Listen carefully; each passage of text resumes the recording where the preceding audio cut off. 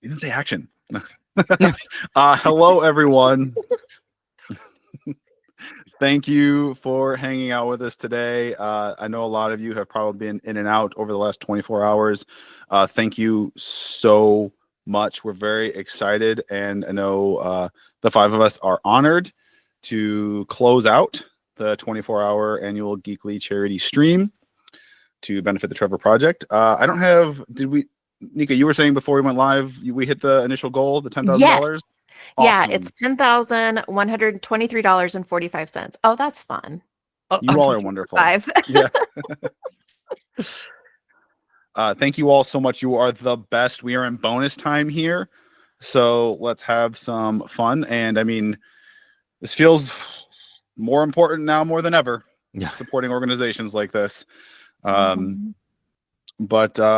without further ado, I'm going to go ahead and jump in and have my wonderful, exceptional cast introduce themselves. I'm just going to go on my screen clockwise. Michael. Hello, I am the Eldritch Author, aka Hugh Percival Lawcross, Dark Ringmaster of the Dark Carnival. I know it's redundant. F you, fight me. And I'm excited to be here. Thank you for being with us. Veronica. Yarp. Hey, it's me, Veronica.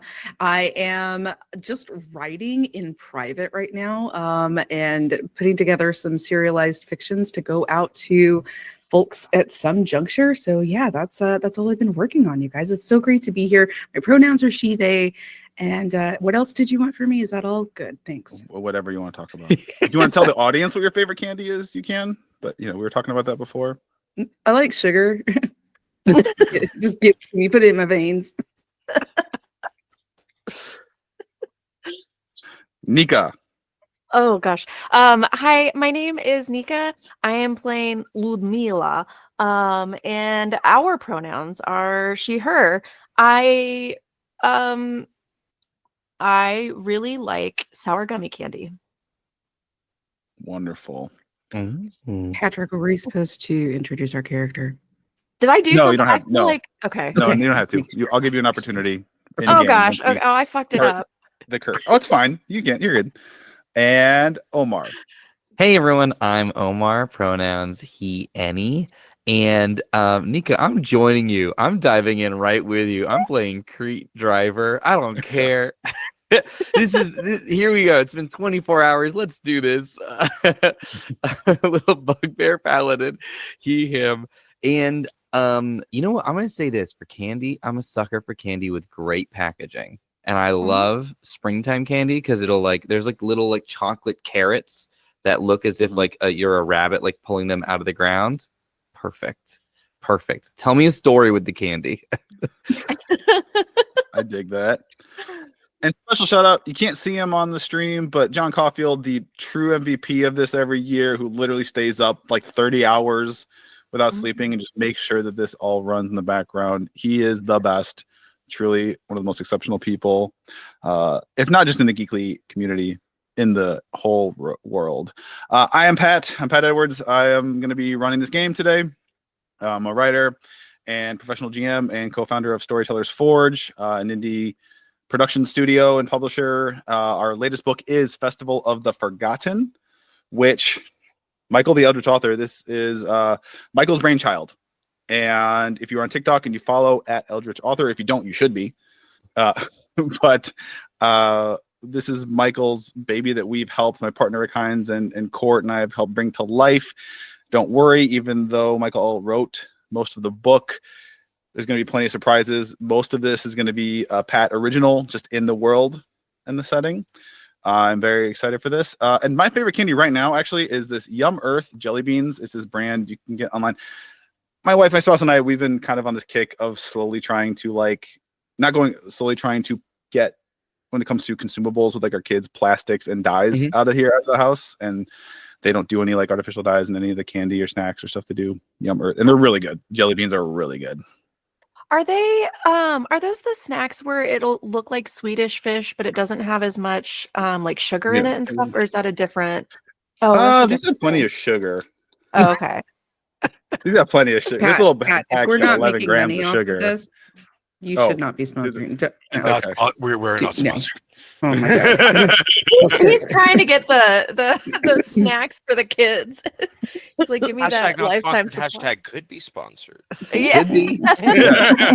And hey, company, if you liked what you saw, There imagine, could be more. imagine We'll what a put mid-roll anything in could our look mouths. like. Wait, if I do that though, I got to do the influencer hold with the hand. Yeah, But you have to. all right. With that, let's dive in here. Oh, can I ask you a real serious Yes. question before? Ooh. Before we started, you put a jar on the shelf next to you. Is that a jar of olives? This? Yeah. No, this is my dice beer. No one can It see is that. all dice that I made to look like a beer. So it's a pint glass with like golden dice up to here, and then white Okay. dice for the foam on top. So this is my dice beer. That's and really cool. That's so The clever. folks at Die Hard, shout out Die Hard Dice. I had ages ago, I have had it for a couple of years. I had like posted online on a platform that's dead to me now about how much I want to do this, and I need to find like the right keys. And they reached out and they helped me find like the right colors for That's cool. in their vast Wow. library. love it. Yeah, I got lots of nicknames. I got that, and then I have Sir Crittenden holding my giant D20 up there. Oh, nice. But I just saw that and I was like, okay, I love green olives. I'm an olive girly. And Mhm. I saw that and I was like, okay, Pat's an olive girly. I'm so excited. I like olives though. I do like olives. I've only recently started liking them in the last maybe 7, 8 years or something like that. Weirdest thing ever. My 7-year-old daughter can't get enough olives. Yeah, Loves okay, olives. good. I feel like that's Great rare taste. for kids. Pizza and that loves, will annihilate. Vegetables are her favorite food. Hell yeah. Olives and Wow. tomatoes and broccoli. She got a That's burger so last night for exciting. dinner, and she actively chose broccoli instead of fries for the side because she preferred Oh the my God. broccoli. I'm like, Yeah. Amazing. That's A I want young queen right there. Mhm, Yeah. for mhm. real. I'm jealous. Why can she teach me how to do that? Yeah. she's also the one who I quote has just looked at me out of nowhere and said, "Dad, the dark is our friend." And I said, "What now?" The dark is our friend. I'm like, okay. Where's know the what? lie? That's Yeah. correct. Where's the Yeah. lie? Yeah. Where's the Because lie? Veronica is true, a queen, Yeah. a true queen Yeah. there. A dark queen. Yeah. It seems I'm converting them early. Oh, Yeah. You're raising a very healthy Arya Stark. Like Yeah. this is- Yeah. I don't worry. My other daughter, I worry sometimes peer pressure, and I don't worry about that other one. She's It's like, oh, you don't like me, you want me to do something I don't want to do. Deuces, middle fingers, F you. Like, I don't need you. Like, that's gonna be her all day. voted most likely among your children to enforce existential dread with just some of the off the wall things Yes. they say. It's like, Yes. Dad, do you know we marched through the ever ephemeral sands of time in a way that we can never go back from? It's like, well, I should mention it. Stuff like that has come out of her mouth. Yes, she definitely has put me into some existential tailspins a time or two with some of her observations or questions. But she asked me, I'm sorry, literally yesterday, she goes, we're talking about like how the earth was made and all that and supports all of it, and she's like, how did it get made so sturdy? I'm like, where'd you pull that word from? Why is the world so sturdy? She's kicking the tires of Earth, and she's like, Yeah. go build around it Yeah. on that planet. You can fit 70 billion people inside this baby. You can fit so many people in this bad boy. Wow, that's built up right there. That's good. That's an American Earth right there. That's good. All right. With that being said, we're gonna go ahead part the curtains, and I'm gonna do a little intro here.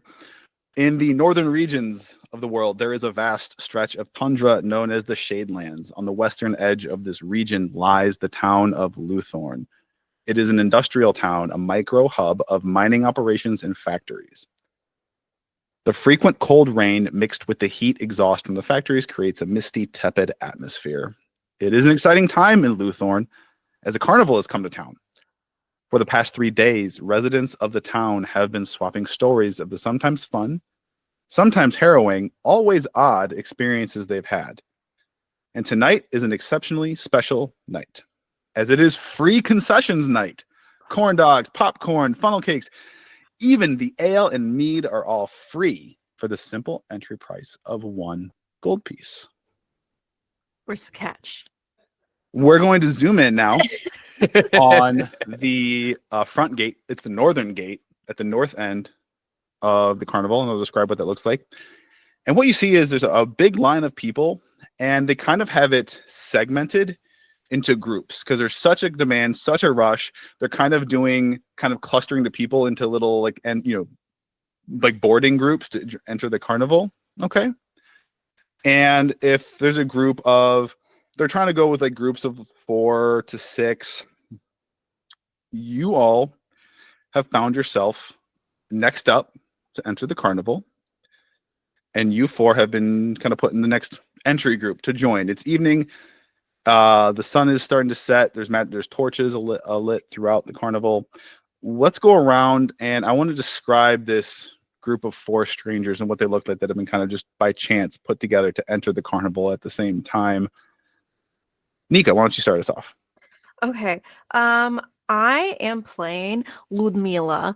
She is a very short and squat, sturdy woman. One could say dwarvish in her stature and manner. She has a very... what are those? The fur hats, the Russian fur hats. She's wearing one of those, and it doesn't look like normal fur. And then you realize she's actually like braided her beard up and over to her head. So it's like a beard head hat. And it's just brilliant. And she is carrying, she's got a little holy symbol on her. She is so excited to get in there and break out of, she's a cleric. And she's broken out of the, I don't want to say nunnery, but the place of worship. Convent or temple? Convent? Yeah, temple. Temple Thank you, dorms. temple. Yeah. That's it. Yes, she has snuck out of the temple for free concession night, and she is going to gorge herself on corn dogs and fried pickles. Heck yeah. Wonderful. And standing next to... is she wearing, sorry, did you say this? Is she wearing full-on cleric's robe? Is she kind of incognito in street clothes?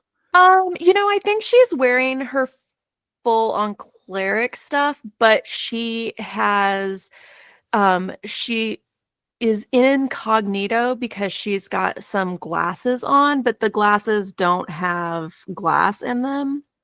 Okay. They're just frames. And a ponytail and paint on her Yeah. overalls? Yeah. Yeah.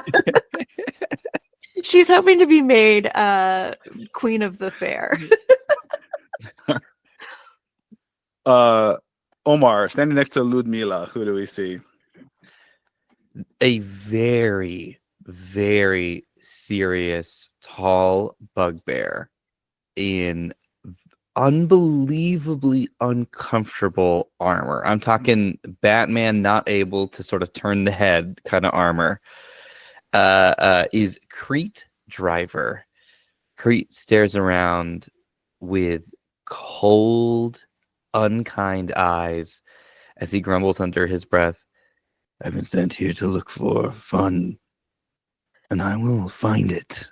And I clench the weapon at my hilt as I seek out what I have been assigned to purchase, a sense of fun. And the more time that goes without me finding it, the more I snarl. Fun is mandatory tonight for Crete. All right. So next to this dwarf in cleric robes, but also maybe looking like she's trying to not be obvious about being cleric, and this extremely rigid, stern bugbear in armor. Veronica, who do we see standing with them? Yeah, 2 feet off of the ground, you see the head of a small black cat plushie toy. He has spider web on the inside of his little ears, the cutest little green cat eyes, and he's just full of fluff. He has the cutest little red cape tied around his neck. And he walks exactly like you would imagine a little stuffed cat would, full of spunk and delight. And he's like trying to get up into the, are you saying we're in a carriage? Is that right, Pat? No, you're not in carriage right now. You're just kind of in like a grouping to go into the Okay. gate. Okay, and you can see he's like kind of like trying to see how he's going to get up high into high places, and so he's like kind of getting back on his haunches, like he's getting ready to pounce. This is a little Heck cute yeah. baby. Cute. Everyone get you a friend like Veronica. I set up a prompt. It's like, it's a creepy, eerie carnival. It's going to be kind of scary. And then it's like, I'm going to make the cutest thing ever and force you to torture and terrorize that. You're a good friend. Thank you for doing that to me. And his name is Marlon. Sorry, guys. Marlon, yeah. How do you spell it? Marlon? Ian, Ian. Ian. Like the fish. like the fish. Like the fish. His That's funny. And the fourth member of your boarding party entry group into the carnival, Michael, who do we see? You see almost antithesis to the nun attire that is not that visible because, incognito. You see a very old hunched man in pitch black hood and robes. He's got a little walking stick and reading spectacles, but almost untouched by his age is a pointed beard and curled mustache as he sort of looks around, and anyone who accidentally catches his eye notices he has a unusually creepy grin on his face. Like he is too excited for the wrong reasons to be here. Okay. And He's name? also Yeah. hunched over. He calls himself Hugh. Hugh. Okay. Mhm. Wonderful. All right. You all are called up next to the gate. It's kind of this red trellis over the archway, and there is a ticket taker there, and who, basically says, they what you see next to them standing there is a like a lockbox for coins to be put in, and then this big bin of these little thin strips of purple fabric with gold thread at the end. And you see the groups before them are, when they're paying their 1 gold entry fee, they're getting that kind of tied around the wrist as like a wristband type situation, kind of like you paid your entry fee, you are welcome to complimentary concessions for the evening. And she is standing there. She looks humanoid, except skin very, very pale, very sharp, angular features, black, inky, almost oily black hair, slicked back down to her shoulders, and her pupils are red. And it's like, hello, here for the festivities. Yes, I am here to have fun and eat a mini corn dog and pickle. Oh, yes. Indeed, we have many a corn dog. You want to visit the goofy glizzy? I do not know why this glizzy is goofy, but I will investigate and find out. Indeed. So 1 gold, please. She puts it in Lockbox. there. Yeah. Yeah. There's a little clink as it goes in, and then she goes, and now I must put on your wristband. This just shows you've paid your entry fee and you're allowed to be in here. If you'll allow me to tie it to your wrist. May I accessorize it? It is very plain. Sure. If you have charms you want to affix, you just need to make sure this is on you. Can I? Oh, is that okay? And I put hot dog stick on it. Can you? How would you do that? I do not know. I'm asking you. I mean, as long as you're wearing it, I think we're good. Whatever else you do to it, maybe don't damage it, but as long as you're wearing it, Perfect. we're I will okay. come back hot dog queen. great. That's a thing here? Yeah. Yeah. Yes, The and hot that is a dog thing that we do here. The hot dog queen. Yes. So she ties on Ludmilla's wrist.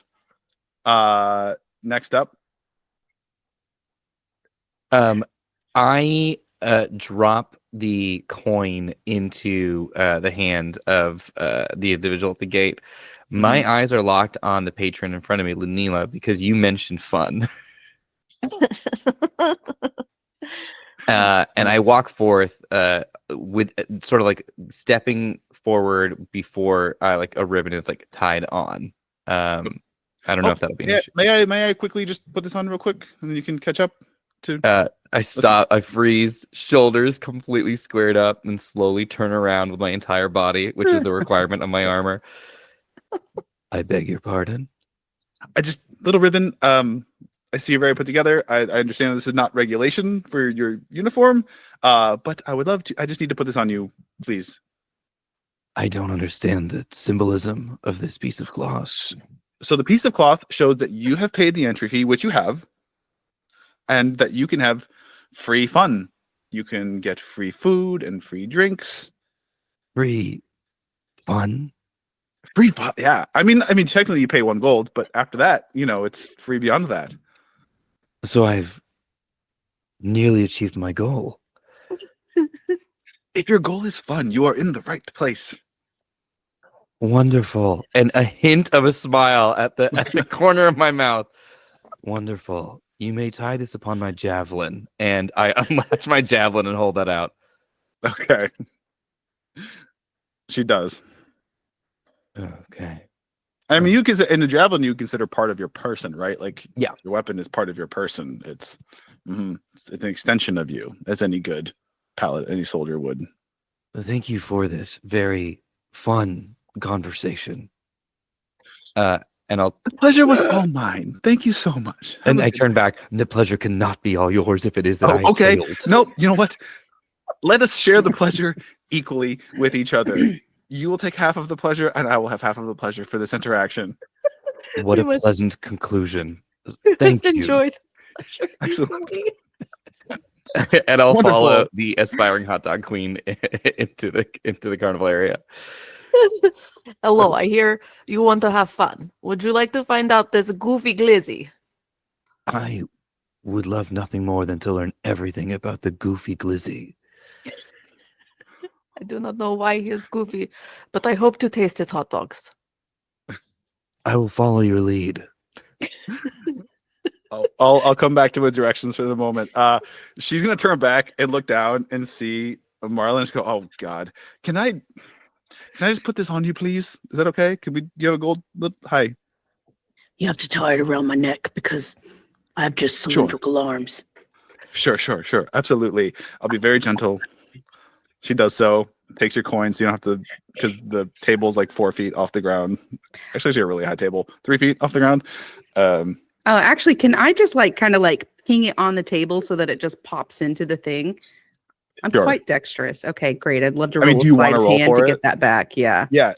for sure. So just wanna roll sleight of hand? plink in, and then it's gonna Oh, plink so right you're back out. throwing it, and it kind of discreetly, but it's almost like Yeah. sleight of hand. They don't see it. Yeah. Okay.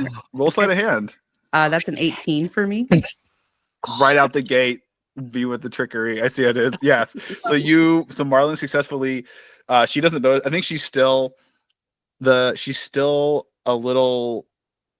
What was that interaction with Crete? Like what was that? What just happened? And so does not notice you doing that.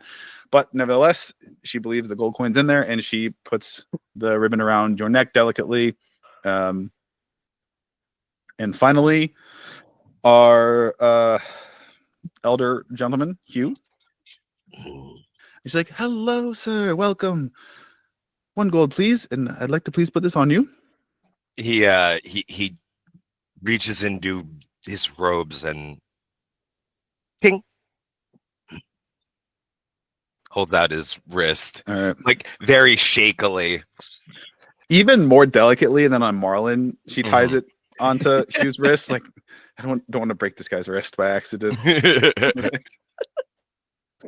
So now that you're all in and you're all just inside the gate, let me set the scene for you, because to help you kind of visualize this. The carnival, so first and foremost, it is a giant circle of tents around the outside. So a perfect circle. Okay. And maybe it's kind of hard to gauge the distance, a few 100 feet in diameter across. It's almost all tents all the way around the circle. You're at the north gate from your vantage point back left. So that would be like the southeast corner. There is a big Ferris wheel set up as well, creating the border. And then the interior, there is one really large tent in the dead center. This is the circus. Okay. And then between you and the circus are 2 separate and distinct clusters of about 3 or 4 tents, kind of parallel. And then you can kind of make out on the other side of circus, there is an inner line of tents that is like a crescent that runs kind of parallel to the southern border of the circus. And what you quickly surmise is if you were in the air looking down the array of tents in a circle, the big one in the center, the crescent below that, and the clusters, it would look like a smiley face. Oh, cool. So for visualization, you're at the top of, if you're looking down at a smiley face of tents, you're at the top. And you just came in through there. The concessions, most of the concessions are in the crescent that is the mouth of the smiley face at the southern end. So if you're looking for corn dogs, Ludmila, and by proxy, Crete, that would be where you're headed. I'll go ahead and list off all the so yeah, free, and that's where most of the people are kind of beelining for the southern end of to get in on those free concessions early and often. We've got 8 different tents. Okay. We have the Goofy Glizzy, which is corn dogs. We have funny cakes, funnel cakes. We've got the sour squeeze, lemonade, hot pops, popcorn, the kooky keg, which is a bar, toothbreakers, which is sweets, candied apples, and cotton candy, another sweet. Shell hounds, that is like spiced nuts. Ooh. And the dill mill. They sell big pickles and with different flavors and stuff. These are great. I love it. These are really good. So that is the concessions. There are also, I mean, all this, there are lots of attractions, games. There's the circus. There's the Ferris wheel ride. There are, you also noticed like merchant shops as well, where they're selling little trinkets and things. And right now it doesn't, you don't see anything super attractive at the moment. Little baubles and bib, and so you're free reign. The sun's beginning to set. Like I said, there's plenty of light, sort of arcane torches around. You hear some cheers from the circus tent let up. You hear laughter. You hear shouting. You hear even some screams from far away echoing. Just are they screams of joy? It's too hard to tell. It's too echoey, kind of too far away. It could be screams of like on a ride, like an amusement ride. Like yeah. Okay. I mean, just building out some lore for my character, I suppose, in a way. Hearing, like, I don't know that, like, screams can also be associated with fun. So, like, the second that there are screams, I, like, clutch my, like, long sword and spin around. What was that noise? There are people who are in danger. It sounded very loud. I do not think... Maybe they are joking on hot dog? They are choking?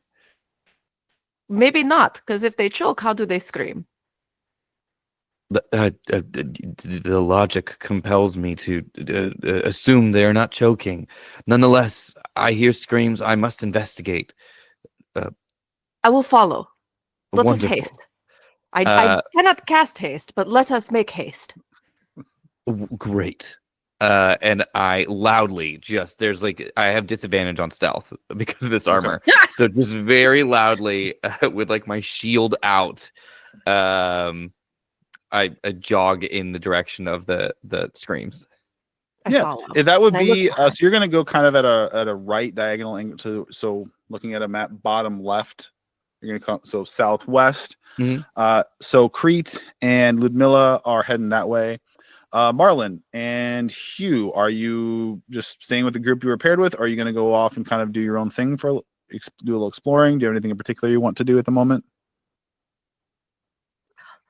Well, I'm here to look for children, specifically little rich children. So, Okay. But you came on free day?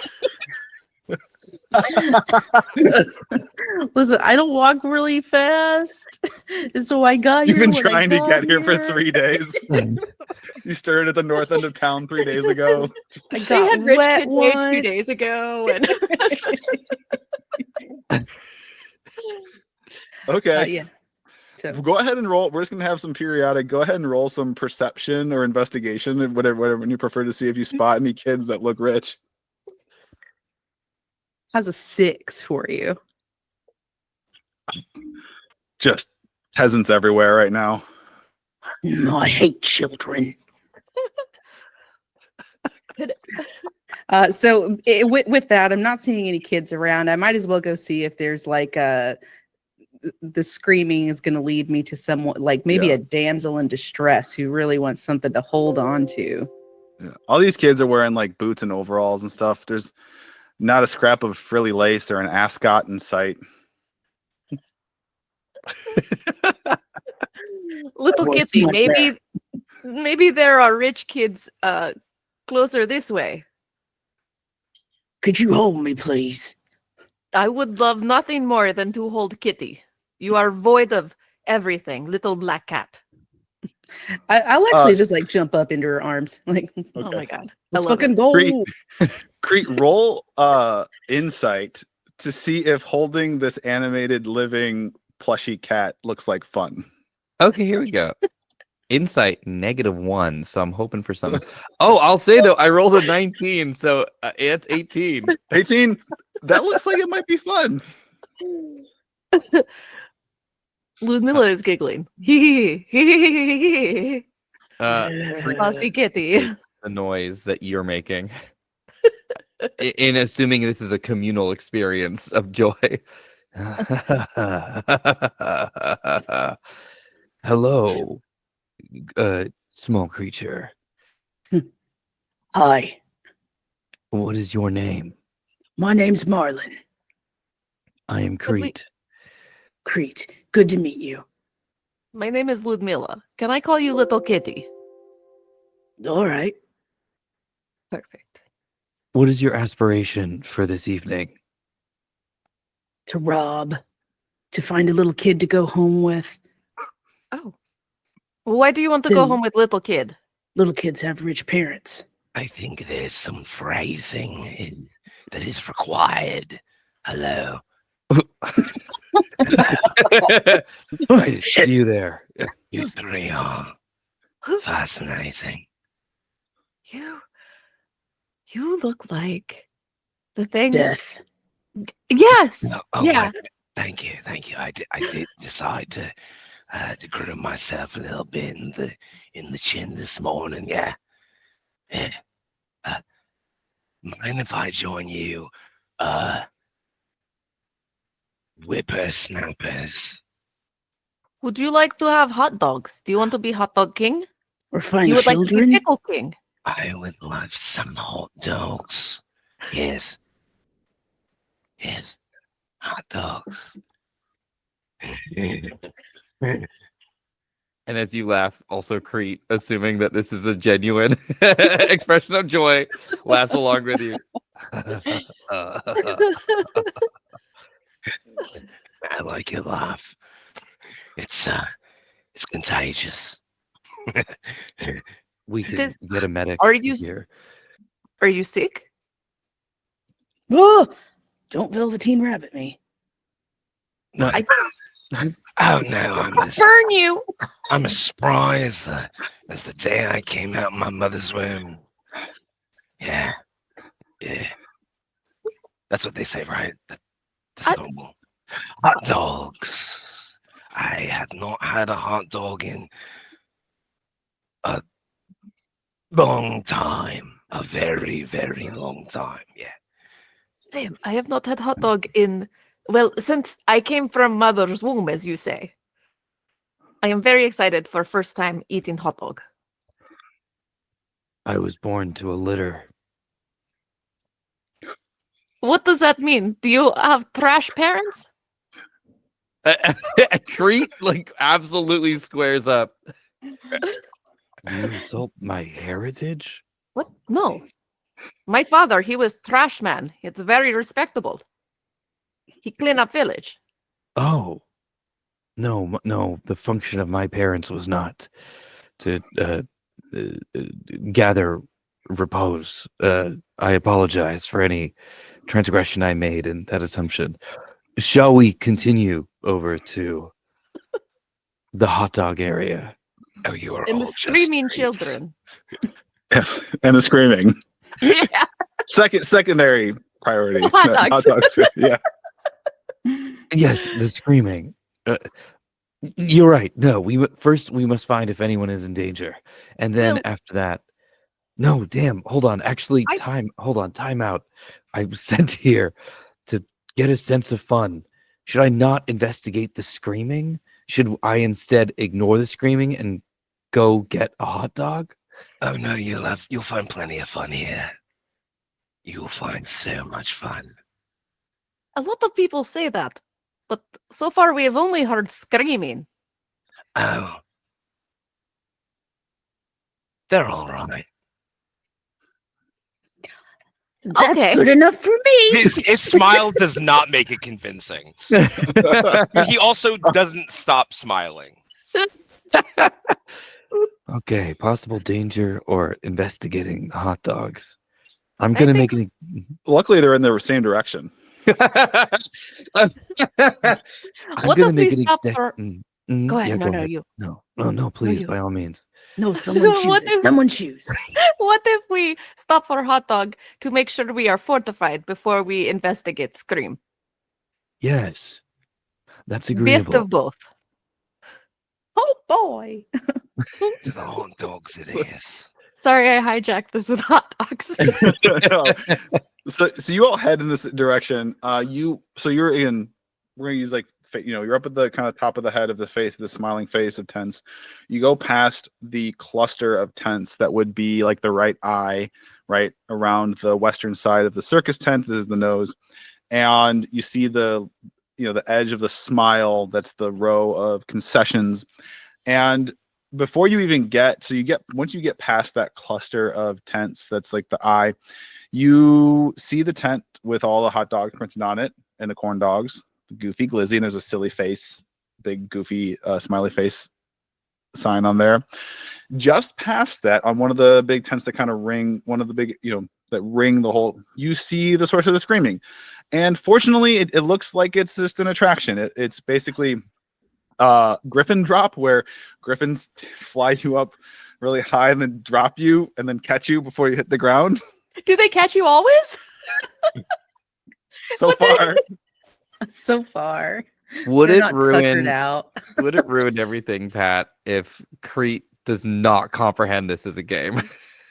I mean, no. Go ahead and you can just make that choice if you'd like. If you want to leave it up to the dice lords, you can roll for chance, or you can just make that choice.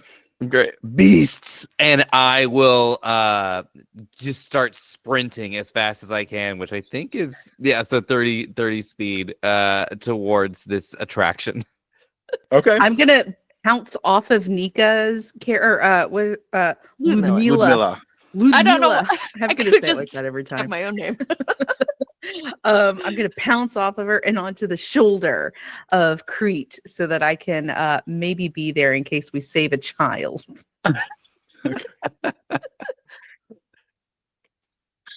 So you're running forward. You see a line of people waiting. You see a few of these griffins kind of in a stable, and you see one going up, and it drops a child, and it's swooping down to try and catch the child. There's a person there. We notices doesn't seem to be at all relevant to this particular attraction. The person working it, sort of kind of managing the line, looks human, and she's got clown makeup on her face. That's just a freebie perception. But she sees you running up, and she goes, whoa, sir, the line's back there.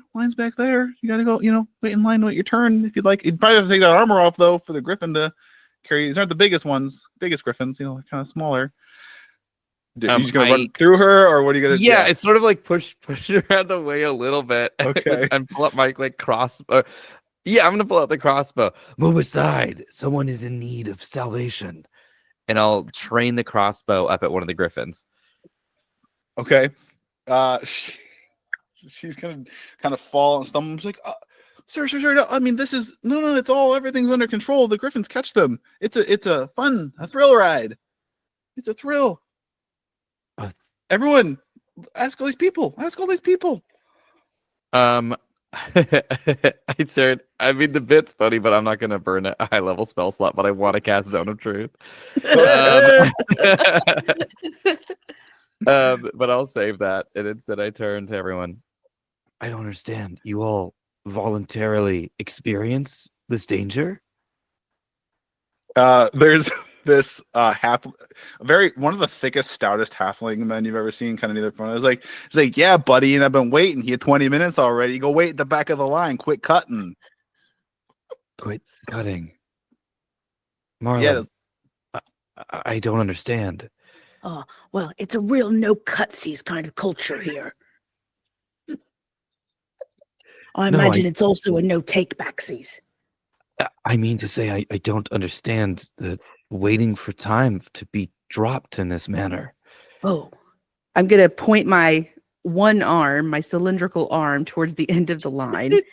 be like, see yonder, all of the happy faces waiting to go to the line. That's a line. As you can see, from one point to another, that's called a line. When that is in a circle, it's called a circle. And I'm just moving my arm around trying to make shapes, but it's just like, it's just the this. halfling hears you trying to explain. He's like, no. I don't think he doesn't understand the line. He doesn't get like what. Do you know? It's like the thrill of it, the adrenaline of being like brought high and then dropped. Yeah, you know. I can show you. It's like exciting. Pick me up and push me and like just toss me. Do it to me. Yeah, toss the cat. Toss the cat. The whole line. Toss the cat. Toss the cat. I'm gonna again, and I'm sorry if this is breaking stuff. Let me know, but like not quite understanding the concept of this. I'm gonna throw Marlon, but like not up to catch. Like I'll throw you like with a horizontal arc. I want to roll a d4. I want to see which direction. If it's 1, 2. If it's a 3, it's kind of toward the people in line. If it's 1 or 2, it's just going behind the way you came. And I don't know if Ludmilla or Hugh followed, but you did run. So if they're catching up, they might be able to try and catch. Yeah. I'm slow. I got little legs. Just roll a d4 and tell me what it is. I got a 4. Okay, you actually throw Marlon him toward like the attraction, and you see a griffin who is just chilling leap out like instinct, like training, and catch him in midair. Kind of snatch him with the beak, kind of tough to the neck, and then kind of lower you down. Oh. And on the ground, she's still on the ground. The worker with the club, she's like, "So that's what I'm talking about. Yeah, it's just they catch the people." It was a thrill. Hugh's going to try to pet the griffin. Ooh. It has an initial aversion to that, and then stops, and then lets it happen. How you doing, Marvin? You being good? What? The griffin can understand him. Do we understand what you're saying? Yeah, does it sound like Griffin to us? Yes. Okay. Do you say? Oh, it sounds like it sounds like Griffin, not yeah. I was gonna say, is the name also in Griffin, or are you like Marvin? I think Marvin might actually be the only word in common that is understood there. Marvin. You're just kind of a little cooing back, like just. I see. I'll go pick up Marlon. Yeah. And place you back on my shoulder with your permission, Marlon. Oh, of course. Consent is always given to you. There we go. Thank you for teaching me about fun. I think I understand now. No, you're very welcome. We could always have more fun in the future if we find some children. Okay. Do you think that children would be near the hot dog stand? They could be. They're always greedy little brats for food. Well, let's find these greedy little brats and see if we can get you closer to what you aspire to join a family. Yeah. Inherit wealth. Yeah. Wonderful. I'm starting to enjoy this. And we'll march past you, Hugh, we're going to go get hot dogs. Would you and your friend care to join? No, Marvin has duties to attend to. Isn't that right, Marvin? By the way, he can understand Marvin. Who, Hugh can or Hugh Creek can, yes. Okay, yeah. This This is how is you cool. talk to the animals. This trick, are you a magician? Of sorts, yes. I would like to talk to animal. You said his name is Marvin? Marvin, yes. Marvin, he- would you like hot He dogs? likes fish. Fish. told I me do no not like fish. fish. Occasional deer, but they're a little scarce in these parts. She pulls out a deer leg. We eat deer at convent. deer I brought leg. for snack. Today's your lucky day, Marvin. I'm sorry. A whole fucking deer leg? That's like Yeah. that's like 4 feet long like- minimum. She pulls it from her back like Wonder Woman pulls that sword out in the movie. I know you didn't do it in the voice, but Marlon says that in world. Oh, Yeah. fucking deer.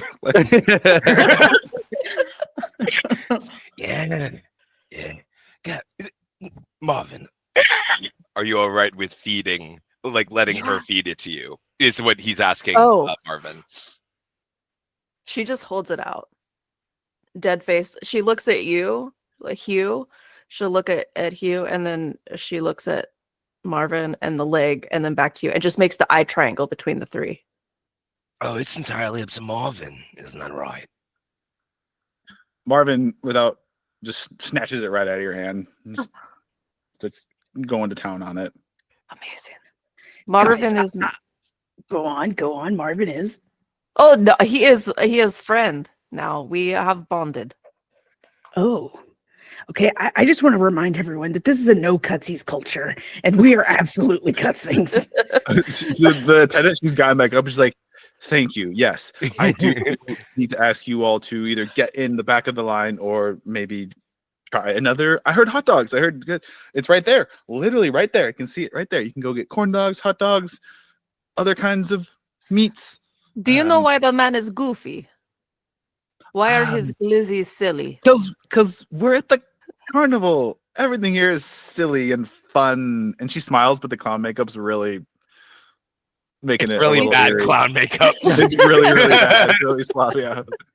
This is not making me feel warm fuzzies inside. But maybe hot dog will. Yeah. Great. All right, let's Thank get you a So you glitzy should do that. glow stick or whatever. Thank you. We go. Before we leave, I am gonna just like pat that person, the clown, on the shoulder and cast guidance, just for fun, just so they. Okay. That's really nice. Oh. She feels just like aura of calm and just really locked in at her job the rest of the evening.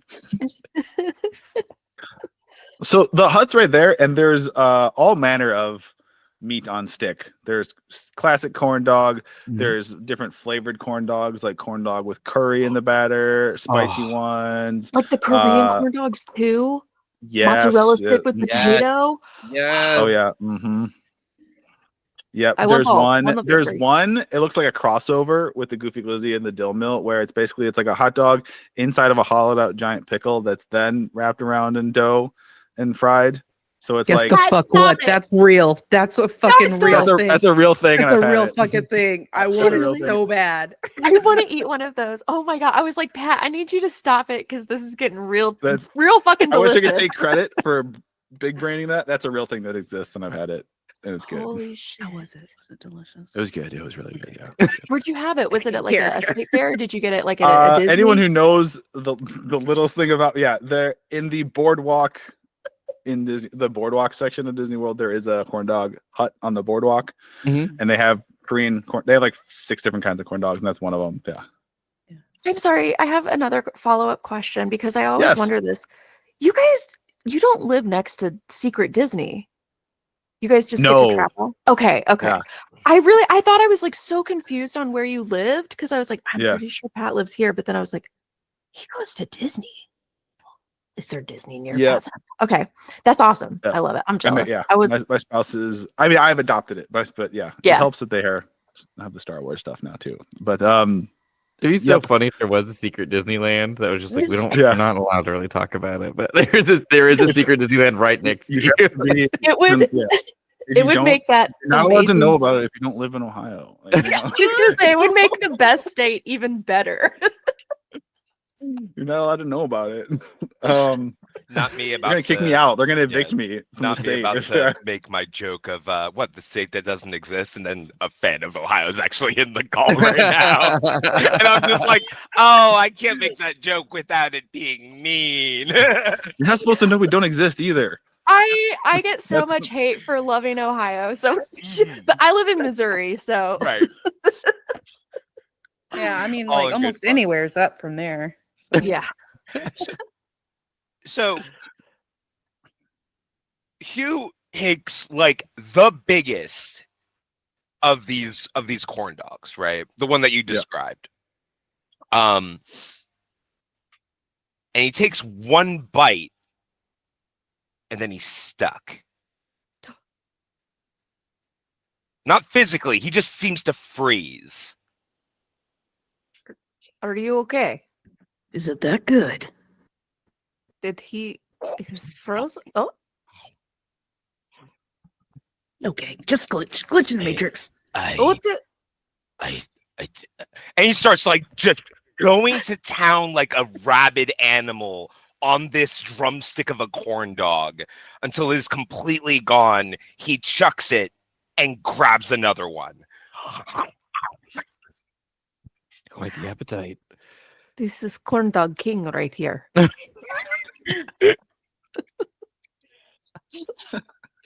Ludmila also grabs one because if it's that good, she's got to get one before Hugh eats all of the. I don't even know who's the attendant at this booth, but we're just grabbing corn dogs and eating them. Yeah, it is a gnome and a human, two of them working there, and there's a lot of people that want them. Also, you notice they're both wearing clown makeup. There's nothing to do with corn dogs, but they're just handing out corn dogs. Mm-hmm. This That's a circus, player. do you employ only clown? Yes, Do you? I'm so No, sorry. I should we, not ask your face why it looks like that. because people. No, it's just special night. Special night. We're told to put on clown makeup, so you know. For free concession, you put on clown makeup. Yeah, Are we the joke? I don't think so. I do not know. I mean, but like, what is life if not one big cosmic joke? Am I right? Hey, you want some mustard on that, honey? Over there. True. Give me corn dog, please. Sure. Hand you one. I eat it. Mm-hmm. I don't care anymore about the clown makeup. I just care about this corn dog in my mouth. It's so Little good. It's like mustard. it is crispy on the outside. It's hot, but not too hot. Doesn't burn you. It's perfectly made. Also, big pet peeve. All the batter is fully thoroughly cooked all the way through. Good. I good. don't like That's that. so sad. That's so I sad. don't. You don't No, like I that? love- Nika, get I out. love a partially uncooked corn dog. Oh, Nika Howard, that is foul. cursed snack. Okay, they'll make us. If you request it, they'll make a special undercooked one Okay. for you. I also like. I call them medium rare pancakes. I like a little moist pancake in this. A medium rare pancake. Nika was. This is you. Go to jail. And I love Ohio, so this is what happens. You love Ohio. That's 3 strikes, Nika. That's 3 strikes in 30 seconds. Oh, all right. Okay. All right, I'm just watching these people eat these hot dogs. Yeah. Mhm. Sorry, corn dogs.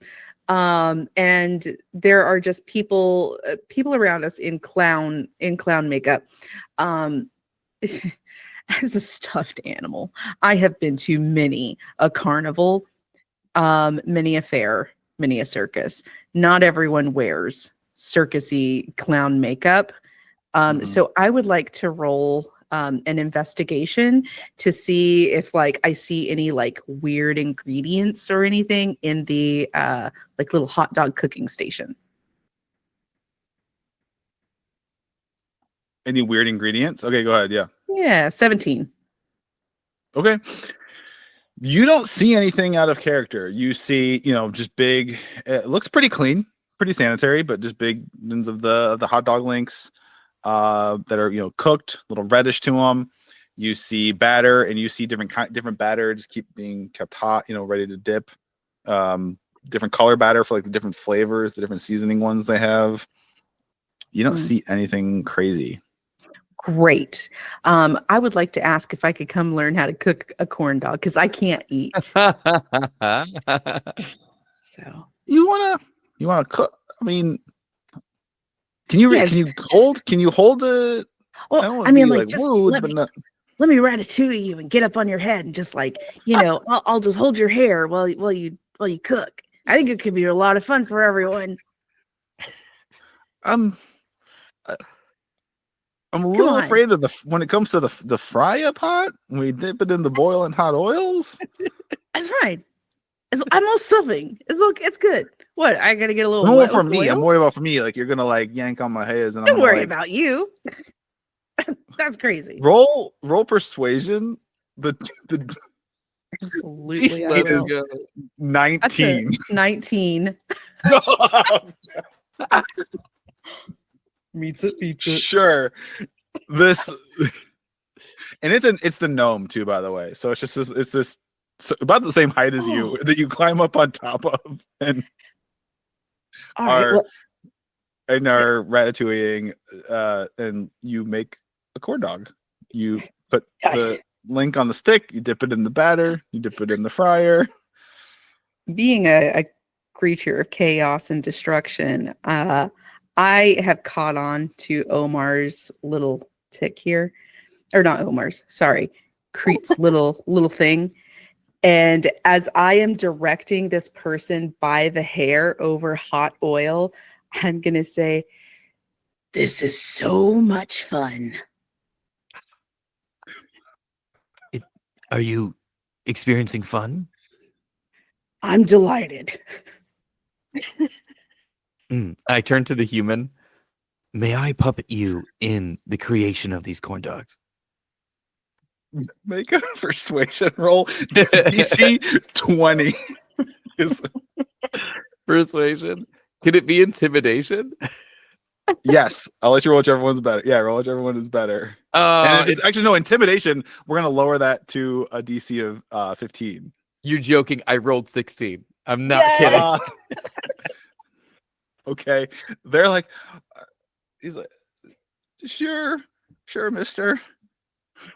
Wonderful. And then, like, a la Ghost, I would love I was to just your like, bugbear arms around his arms and just, okay, and then we're gonna stick the link on the stick here like this. Wonderful. And then we gotta put it in the wet batter. Okay. You know you wanted to do this with your life at a young age. Like this, like what we're doing right now, you and me are in general work at the carnival. Oh, work at the carnival, I suppose. Oh, no, I mean, no, I wanted to be a dentist, but that didn't work out. Could you follow up on the first part of the question you asked? Is this you being right there in that position behind him? Is that what? As we like turn, because again, I have to go full body turn to like face you. Yeah.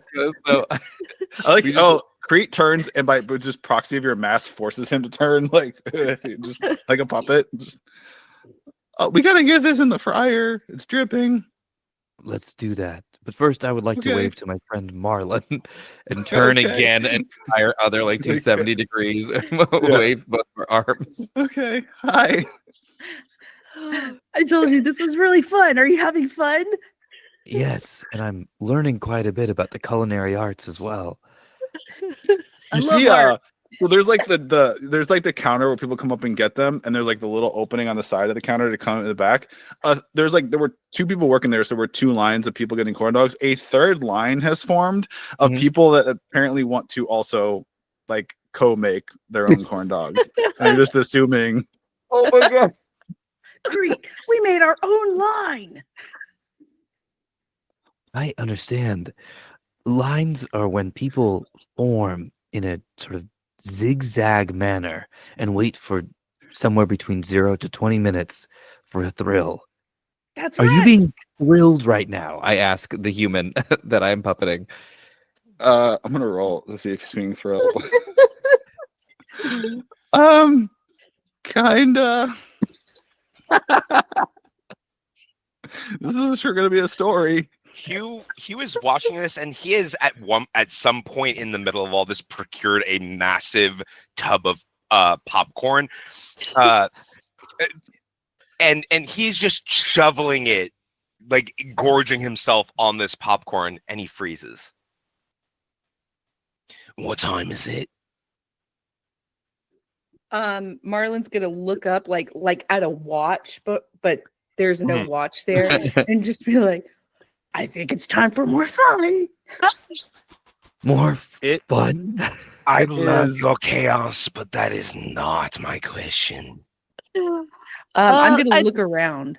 As you realize, he doesn't have his smile anymore. It is 3 minutes to total sunset.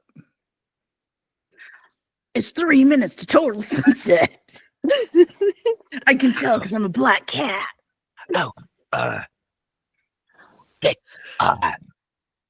My friend, he goes up to I'm sorry, what's Omar's character again? Crete. Crete. He like shambles up to Crete with his stick, like he puts the popcorn bowl down. It's like, hey, Crete, you want to have some real fun?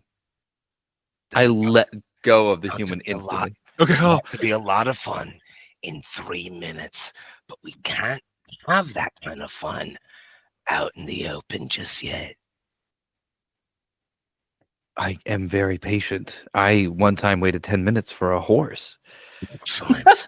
Excellent. You should check out the circus. That's fun. Yeah, we should. You know what'd be great? Finding a wall to have our backs to, so you can have a full view of a great show. I love shows. What if we put our backs against each other? That will be a little bit less effective, I'm afraid. Oh, okay. I'm very willing to find a wall for us to enjoy this fun. Excellent. I think the one by the entrance works the best, but not too close to the entrance, you understand? So we can have a full view of the big smile of the carnival, yeah. Yes. Okay. Yeah. Like just like gives a little Thank shrug. you so A much, good. bounty, the two of you. He says to the concessions, let's go as quickly as we can. As he does seem like there is a little bit of a panic Okay. in his voice. One of the biggest sort of unbroken walls, or like, is this the wall of the big circus tent? Yeah. Around. Like of the carnival property, preferably near enough to Oh, the you want to go to the edge of the property? Okay. the edge of the property, are back with near the wall of it, right? Yeah. In order to get a full scenic look of the carnival, like when we first Yeah. came down. Yeah. But So- still in the carnival grounds, of course. I will say you walk by and you can get a glimpse of into the circus, and you see acrobats on trapeze. You see a lion tamer in a glittering silver and gold suit with a lion. You see a big cannon, the Mhm. big cannon, big bright blue cannon with like stars around it, shooting acrobats up the trapezes, kind of looking in there. But There's a Hugh man seems- in there. so, right as the sun sets. Okay, so the sun is fully set. The only light now is all the torches, and there's plenty. You can still see very well. There's lots and lots of light.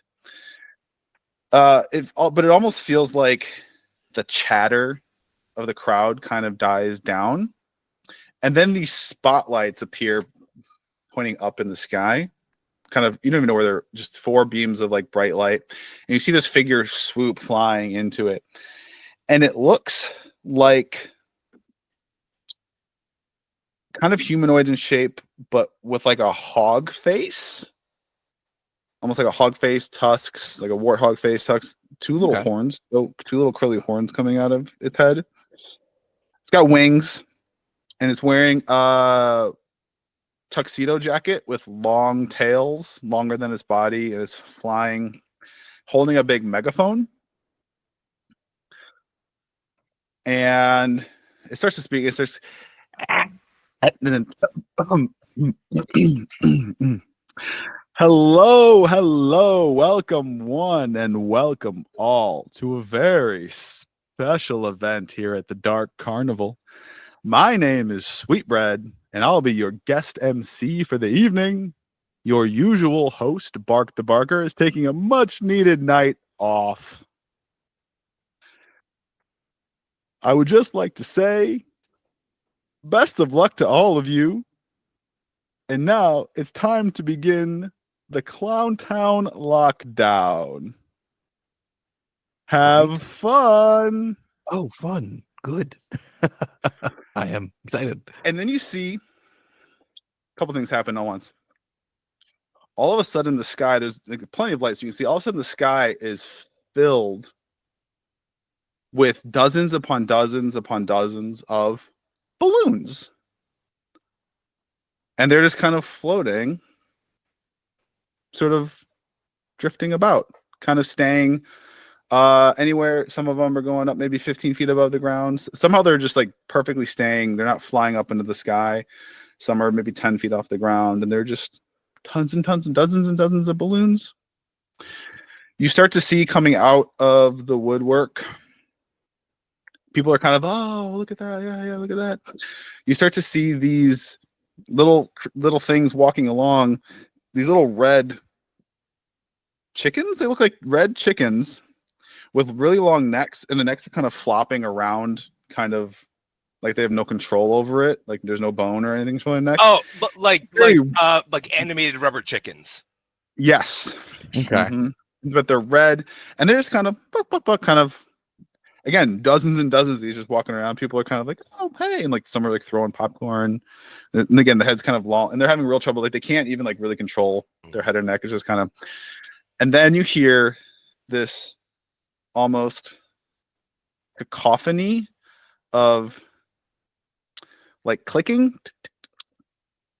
and then you see what looks like maybe 200 or so of these little, it looks like little dentures with feet that have been wound up and are just click, chop, chop, chop, and just like walking around.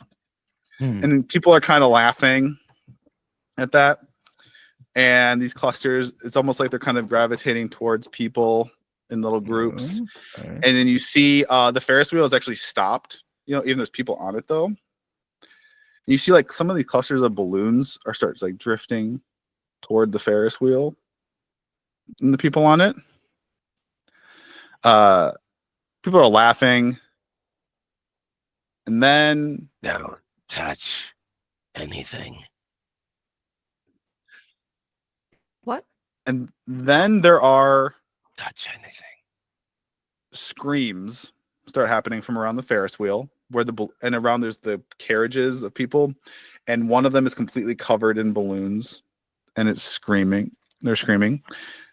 You hear other screaming across the grounds. I'm gonna say you all are. Do you want to pick on the face where you are? What up against what edge? Well, since we were by the right eye, Yeah. and it was 3 minutes away, I would say still near the right eye. Okay. So you see what looked like it could have. So a gate similar to the one you came into is closed. There's like a gate closed, and there's a little booth there with a bell on it.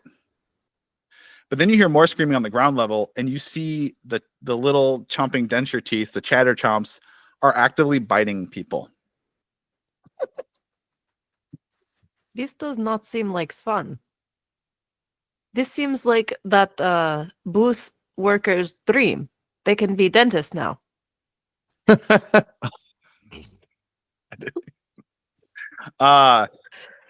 And you will see 4 groups of like 6 of these little teeth start kind of chomping and just kind of marching towards you all. So why don't you go ahead and roll initiative? Oh.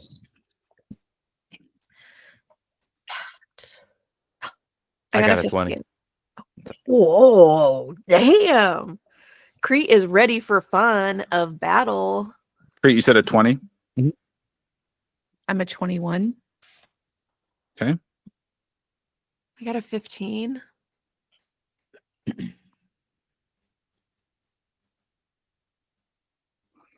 Hugh? That would be a 4, as his legs are now visibly shaking and his eyes are bulged in like Okay.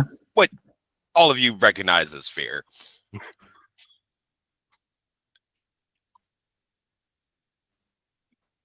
One second. All right. So these things are just, and they look like they're, and you see a couple people, it looks like almost trip and fall and get covered in these dentures, just chomp, chomp, chomp, chomp, chomp, chomp, chomp, chomp, chomp. And screaming starts to go into panic, and people are trying to run to the exits, but all the exits are closed, and there's a little bell there, but people are banging on the bell. And you see the woman with like the very sharp, pale features and the red pupils standing there with a big smile on her face and talking. And it looks like she's just calmly talking to them and explaining whatever questions they ask as these little teeth kind of start to go in. All right. So, Marlon, you are first, though. You get to act first. There's 4 clusters of these things that are chomping towards you.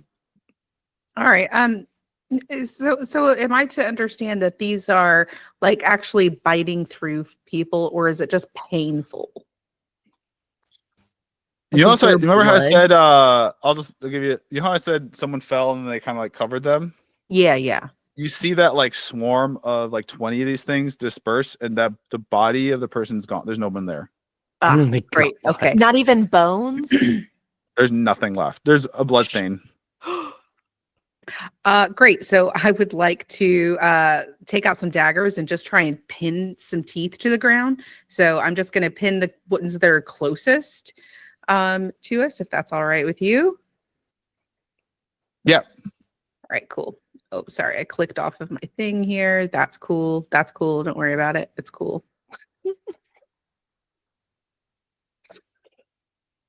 Oh my God, I didn't equip any of my shit. Okay. Okay. Okay. Actually, I'm going to hold my actions. Okay. You're gonna hold your action? Okay. Yeah. Well, the closest cluster is going to try and bite you.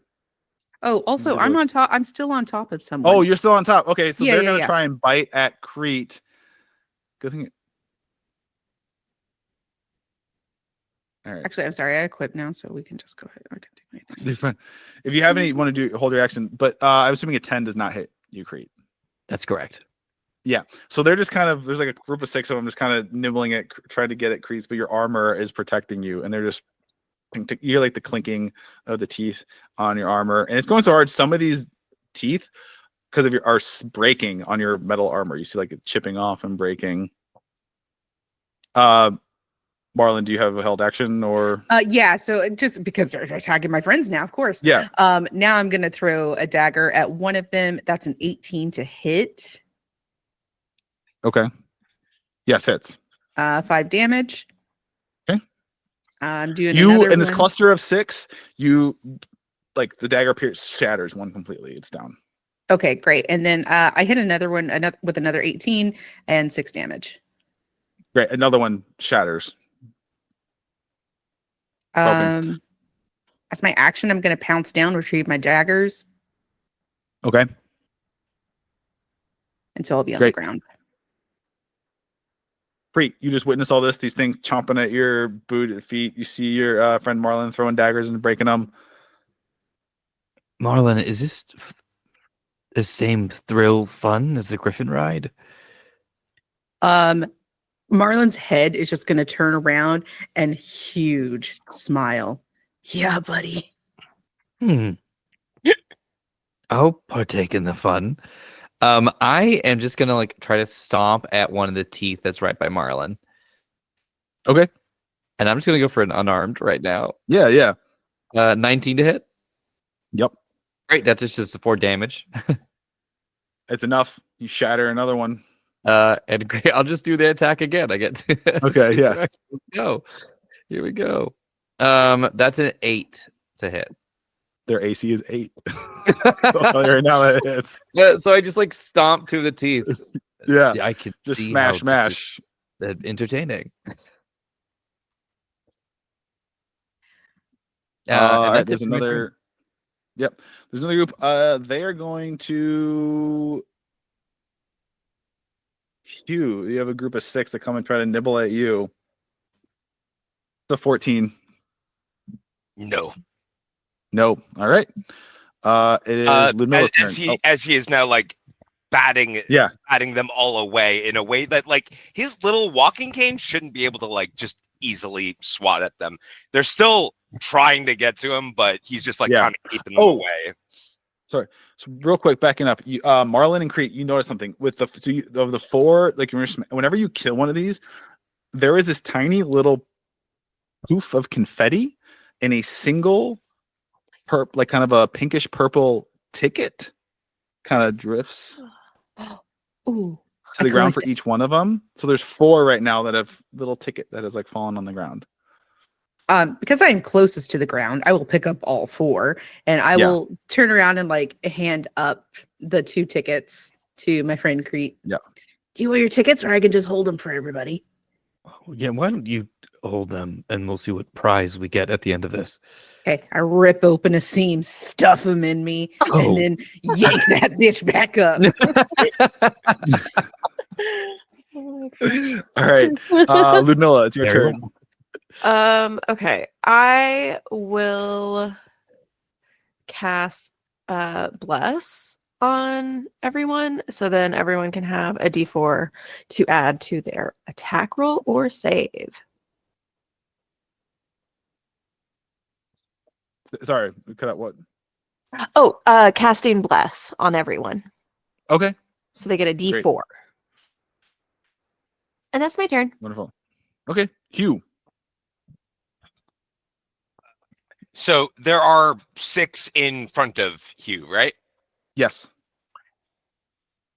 His party members aren't like directly in front of him, right? Like on the other side of these chompers or anything? Okay. Right. So Hugh is just like very old man, like, get off my lawn, like batting at these things. Like, all right, you're starting to piss me off. Die. As a cone of fire, like a dragon's breath, erupts from his hands for a level 1 burning hands. So cool. Okay. He's going to catch as many of these little guys in the cone as possible. Yeah, it's kind of like a swarm, so all 6 are in one square, so you can get all of them. So that's going to be a dexterity saving throw for them. All right. That's a 3. Okay. All right. That's going to be 3d6 fire damage. That is 13 fire damage. Okay. You vaporize 3 of them.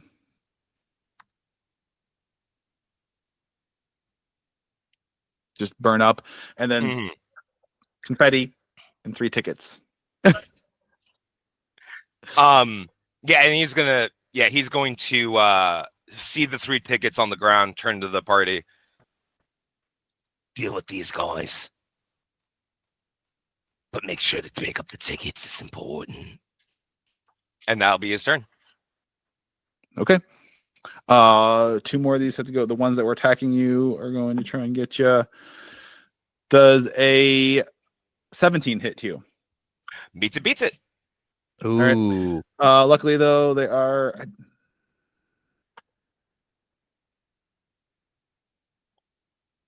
You take 6 piercing. Already. As they bite, yeah. And then this other group is going to try and bite Ludmilla. That's also a 17. Yeah, that'll hit. Okay.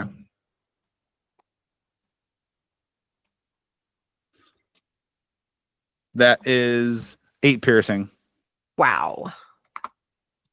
I did this thing where I have my own little custom swarm thing, just little home, where I have their damage decreases the more damage they take, as in this part of the swarm is being destroyed and stuff like that. So Nice.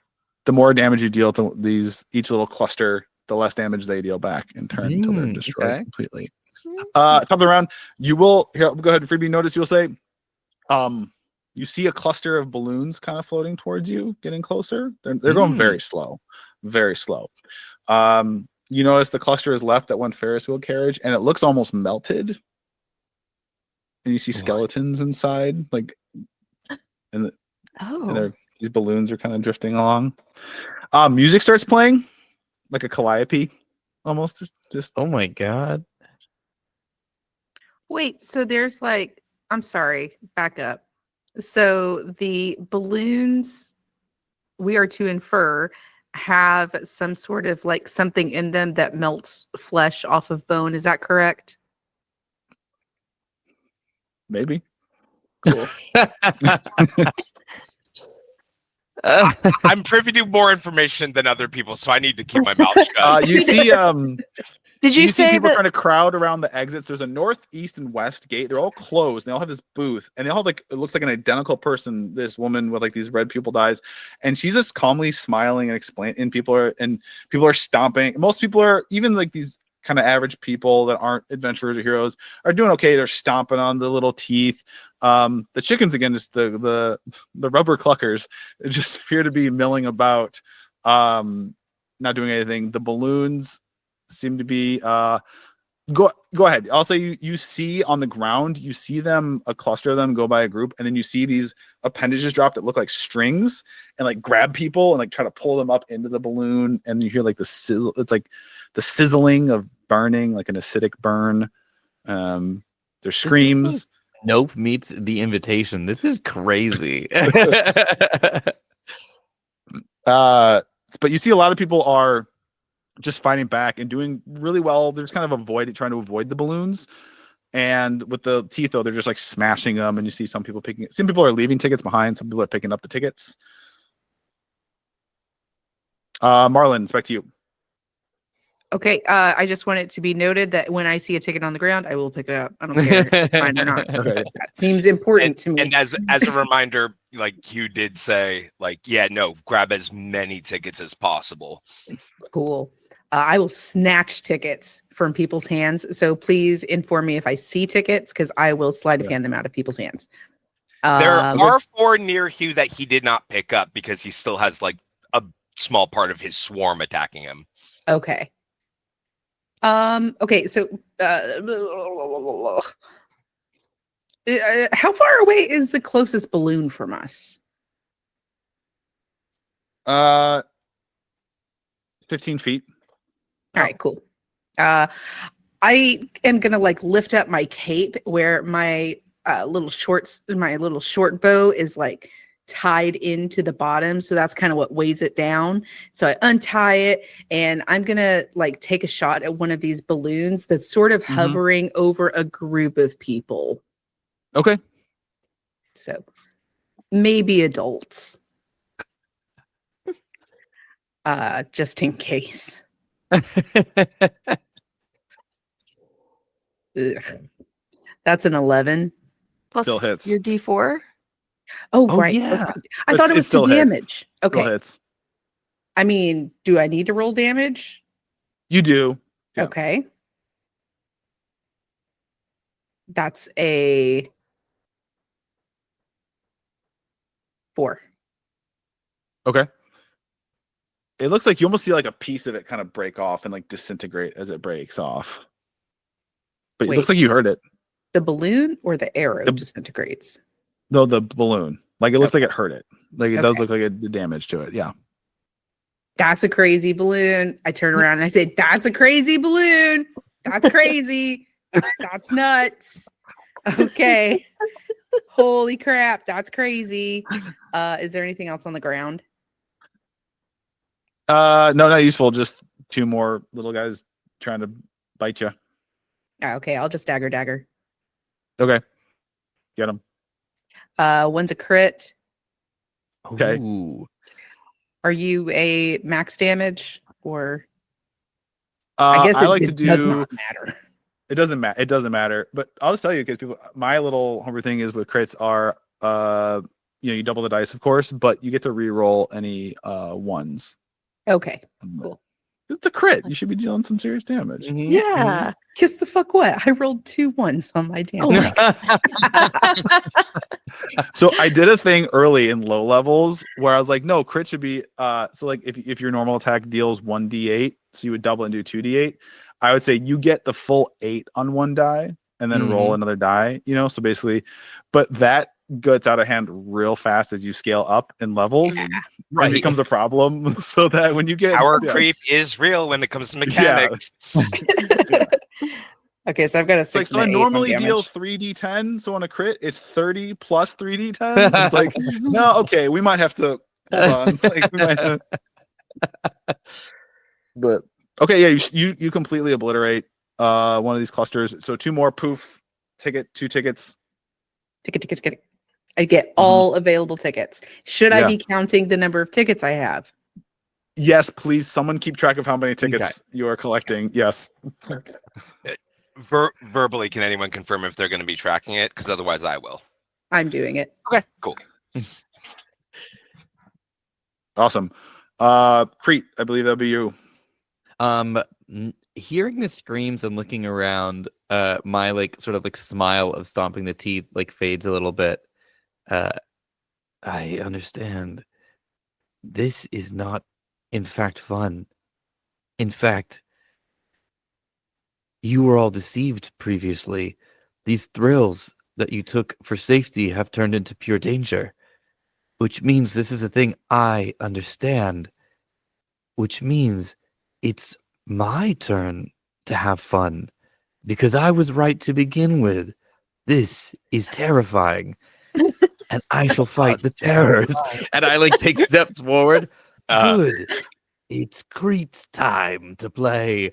And I will grab my long sword and then speak holy word at the balloons.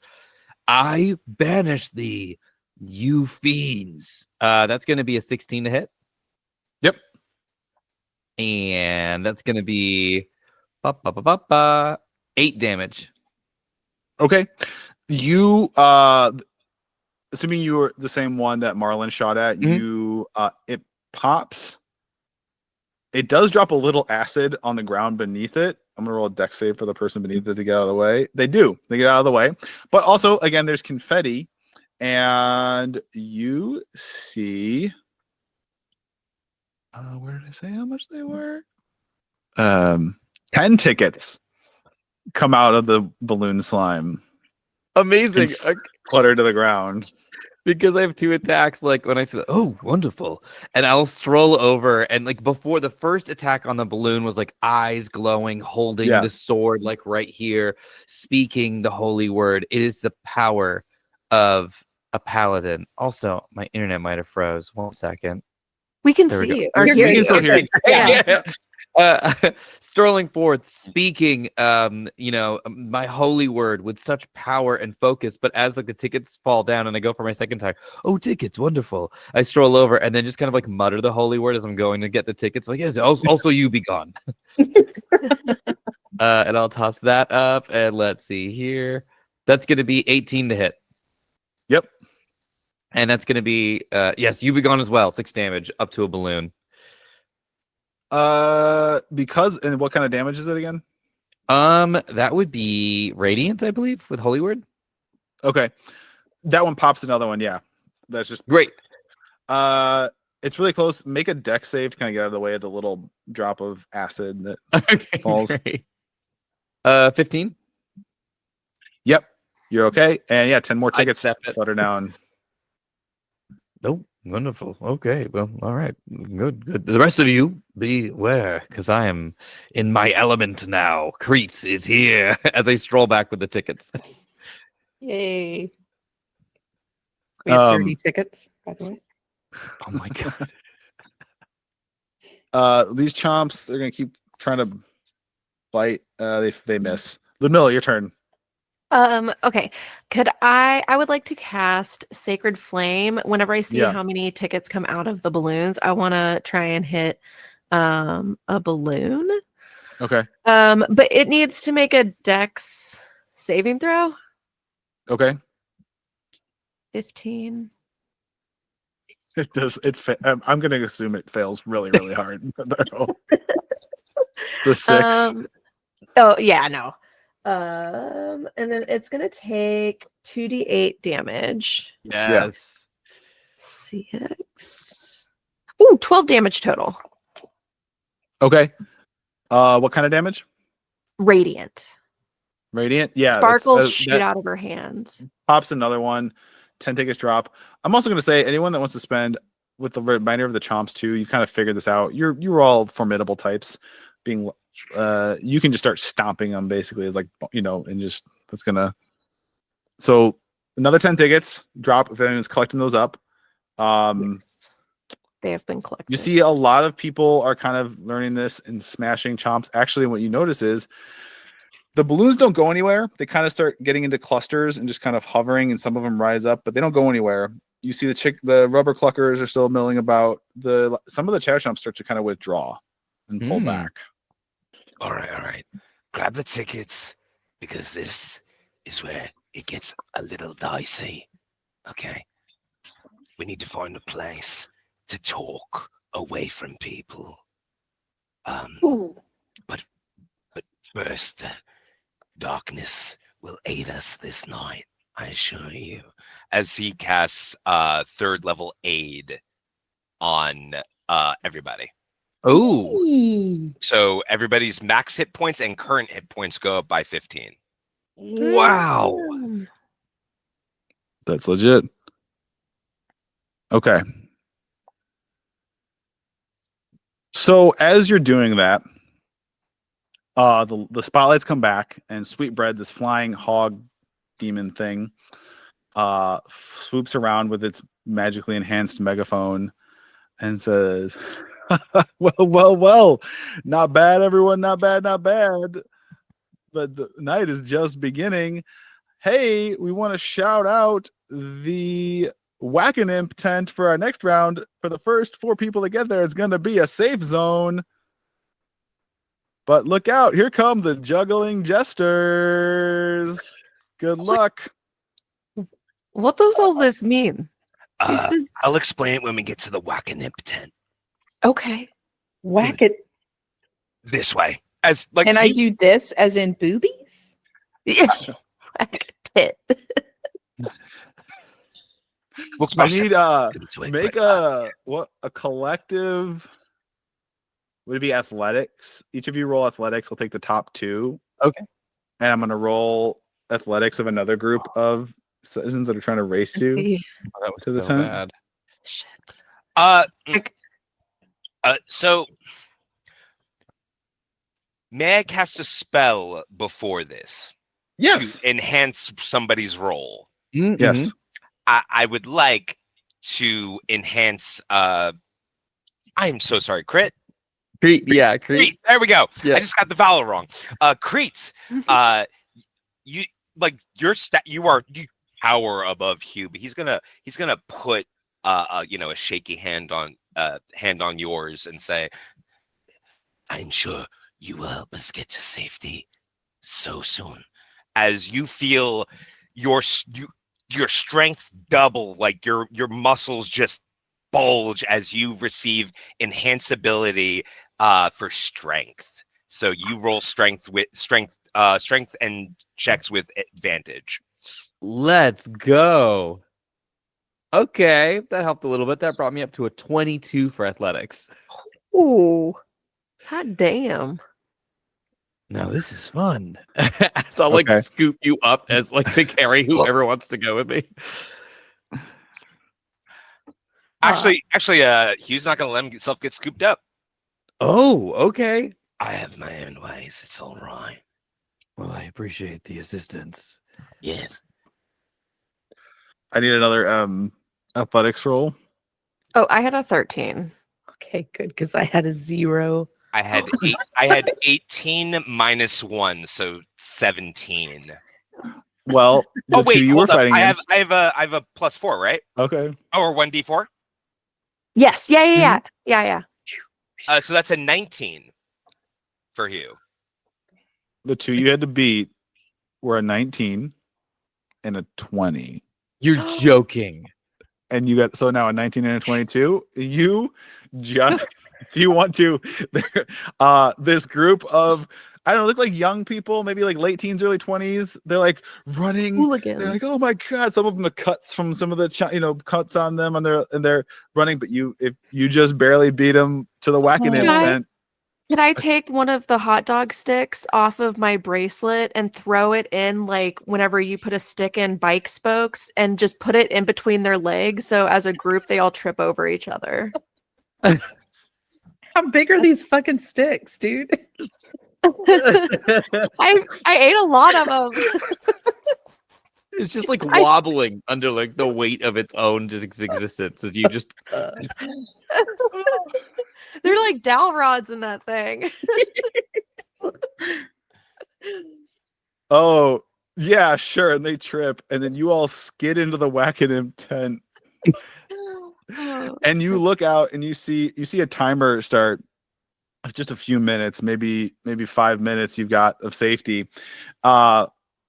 You don't you're in the tent, you see the people fall, you hear some shouting and yelling, and then you just see these like shorts, these gleaming, they almost look fake, they're so shiny, short swords come out of nowhere and like stab the people on the ground. They just and they just lay there stuck to the ground with swords. no. Oh no! And are then there hands kind of close doing to the door? cartwheeling into view because you're inside the tent, right? Cartwheeling into view is a very lanky figure in a very bright court jesters outfit with a very rictus grin, smiles at you, wiggles their fingers, pulls out the swords and starts juggling them, and starts just walking around looking for the next people to play with. Odd. Okay. I Good. am Are- not having fun. I would like to go back to convent. Temple is way more fun. So, if you would like to get out of this alive, there are rules to this game. Well, we were never told rules. How should we know what the rules are? Do you know the rules? You seem to know a lot about this, Hugh. I do know. So that's a great. So okay, this is gonna take real quick. 1 minute here. We cut back to earlier in the evening, just as the sun begins to dip beneath the horizon. Two figures stand on a bluff, looking down at the carnival. One, a human presenting man in finely tailored all black tailcoat, vest, and top hat. The other, a wiry, thin male devil with blue skin so dark it's almost black, his long horns end in upward-facing points. His mouth looks too wide for his face, to the degree that the corners almost reach his ears. The devil speaks like, "You aren't getting cold feet, are you, Hugh?"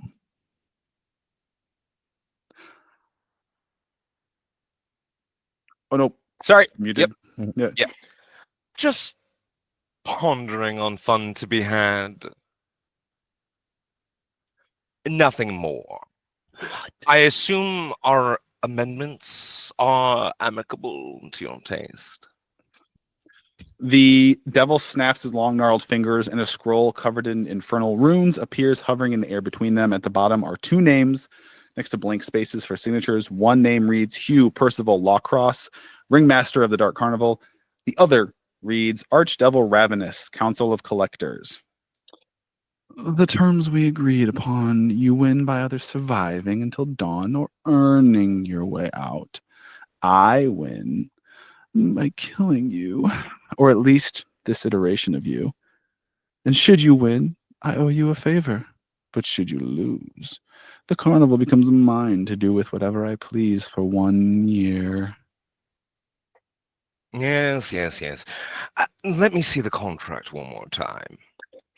You understand? Hugh peruses the contract, absorbing every detail. His grin drops to a frown. Oh. You cheeky devil in the details scum, pun fully intended.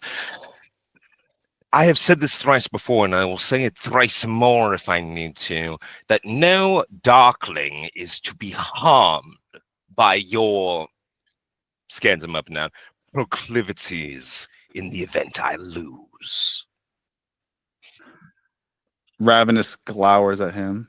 I was so looking forward to playing with all your toys. The Darklings are so yummy, but very well. He snaps, and an additional line of runic text appears on the contract. Both parties sign, and the contract vanishes.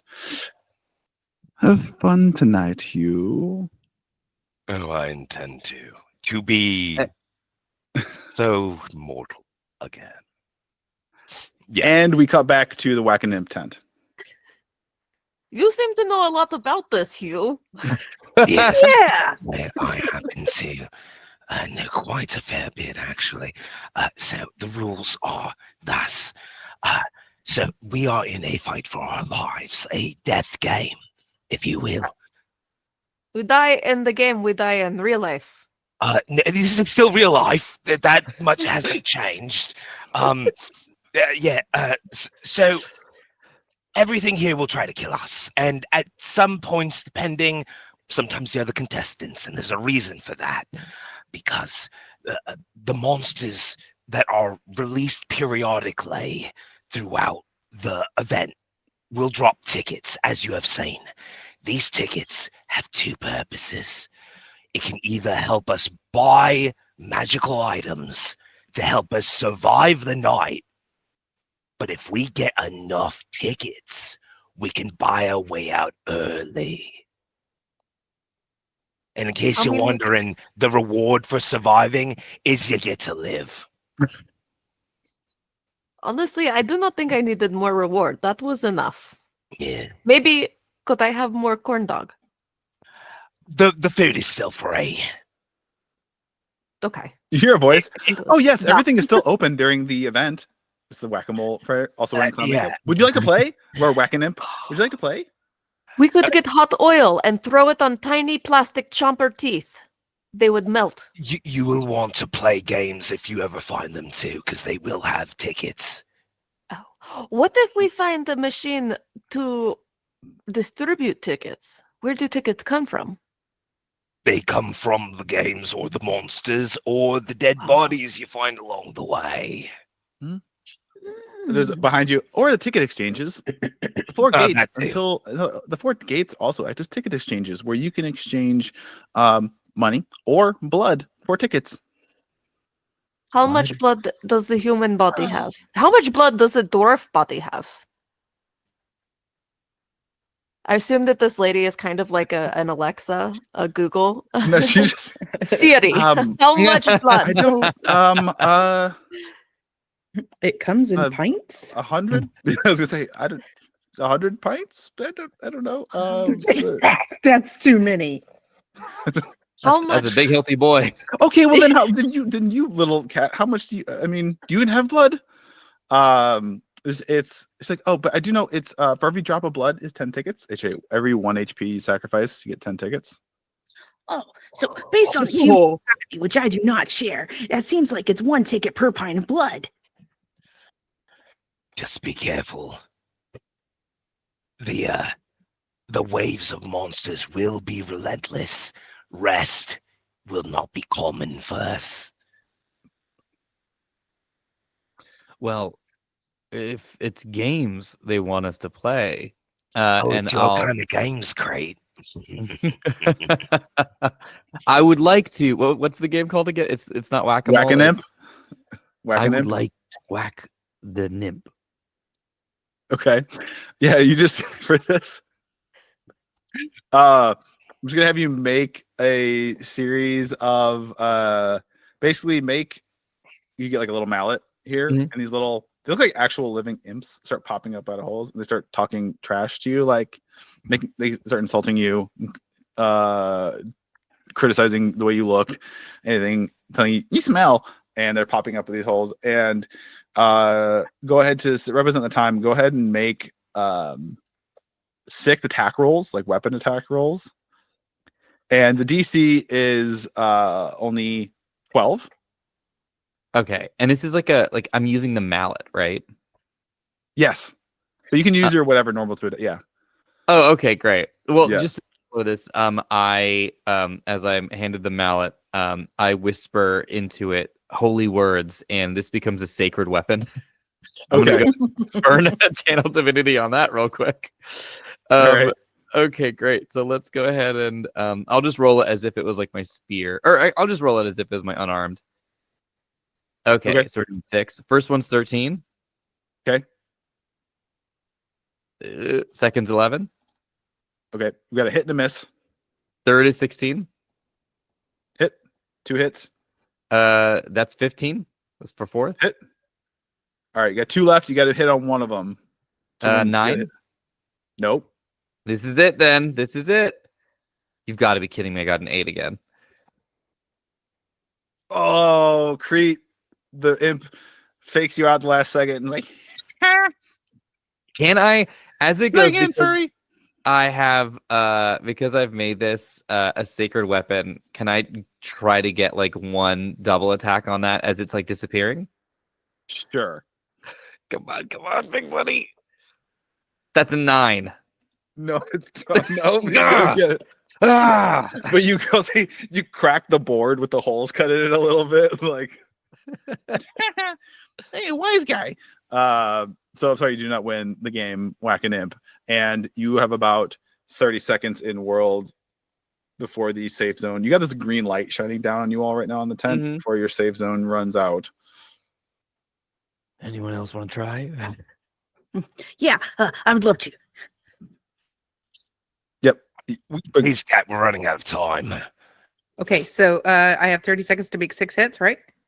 Yep. Make 6 attacks. The DC is 12. You need 4 Okay. of the 6 to hit. Okay, I've got a 17, a failure, another 17, Here we go. another 17, You can do it.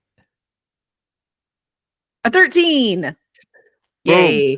Marlin is lightning fast. Bam, bam, bam. Getting these little imps. Just and they're like, ow, ow, you're rude. And she's like, oh, smiling with her clown makeup on. Congratulations. Here is 100 tickets. 100 tickets. I turn around. I'm like, we have so many tickets. I'm not going to be able to hold all of these because I'm so small. Just going to put plus 100. Yeah, we have to worry about that. Michael, if you got to do a quick bio, go for it. Okay, You guys gotcha. yeah. Yo.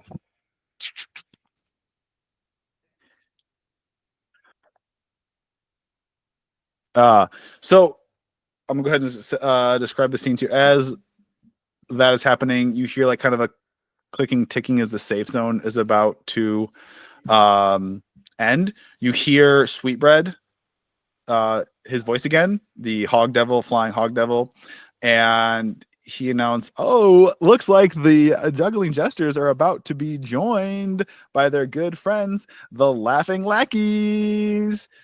And you hear a noise. Nika, just so, Marlin, Creed unfortunately got really close, did not succeed in Whack an Imp. Marlin succeeded in Whack an Imp, won you all 100 tickets. Your safe zone has now ended.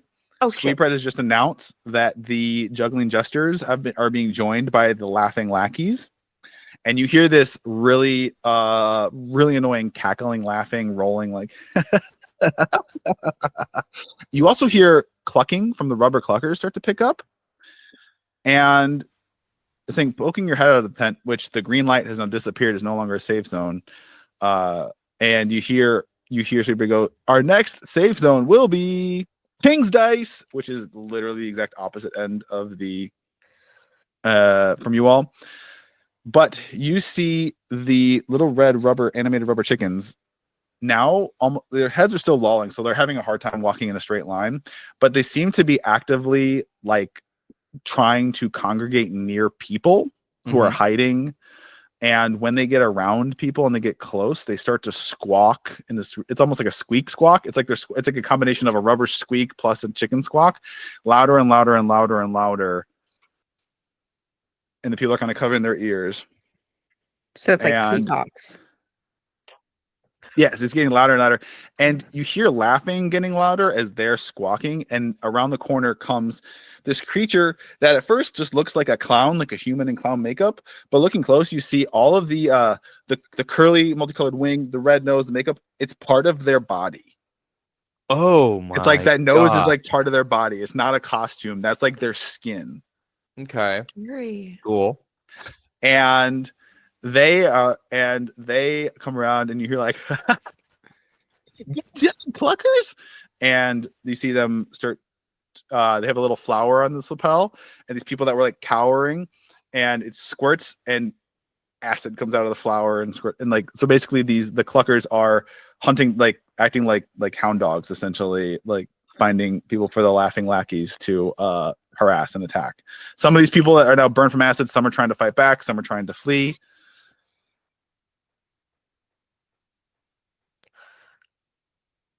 I don't think we should interfere. I would like to live through the night and maybe through tomorrow, depending on how the night goes. If it's really bad, I might peace out. My god is very nice, and maybe I want to visit him. But I agree with you, Marlon. We should not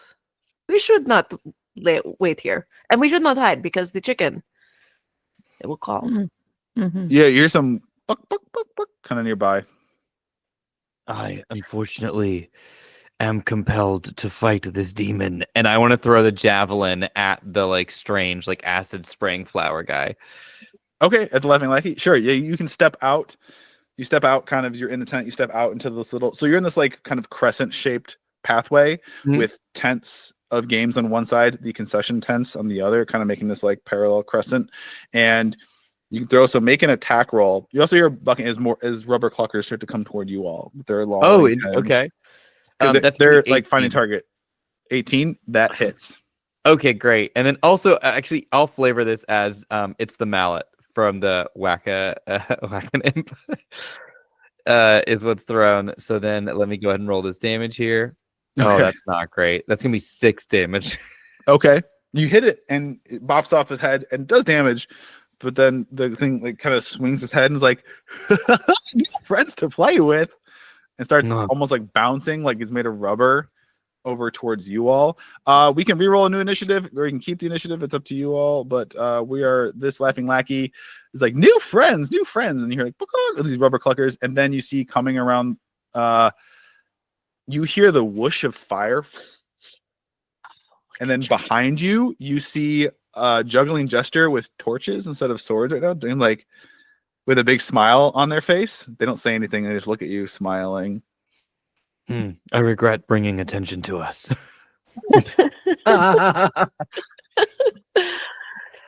Perhaps So we could- this- No, this is good. This is how we get out sooner.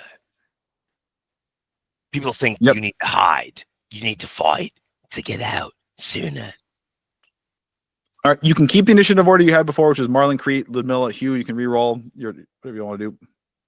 I'm fine with whatever. I'm happy Yeah. keeping. Let's just I'm keep. keeping. We keep. Okay. Let me roll and okay, that sucked. All right. Marlon, you're gonna get to act.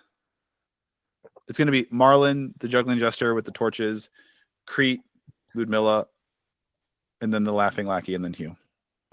The laughing lackey is the one with the bulbous nose. Is that correct? That's that's like basically a clown, but its costume is its skin. Yeah. Okay. Also, That's gotta as a go. reminder, all of you for for 8 hours will have 15 more max and current hit points. Hell yes. 15. I only added 5. I cast it at Wow. level 3, so, which is why it's so high. Oh, amazing. Okay.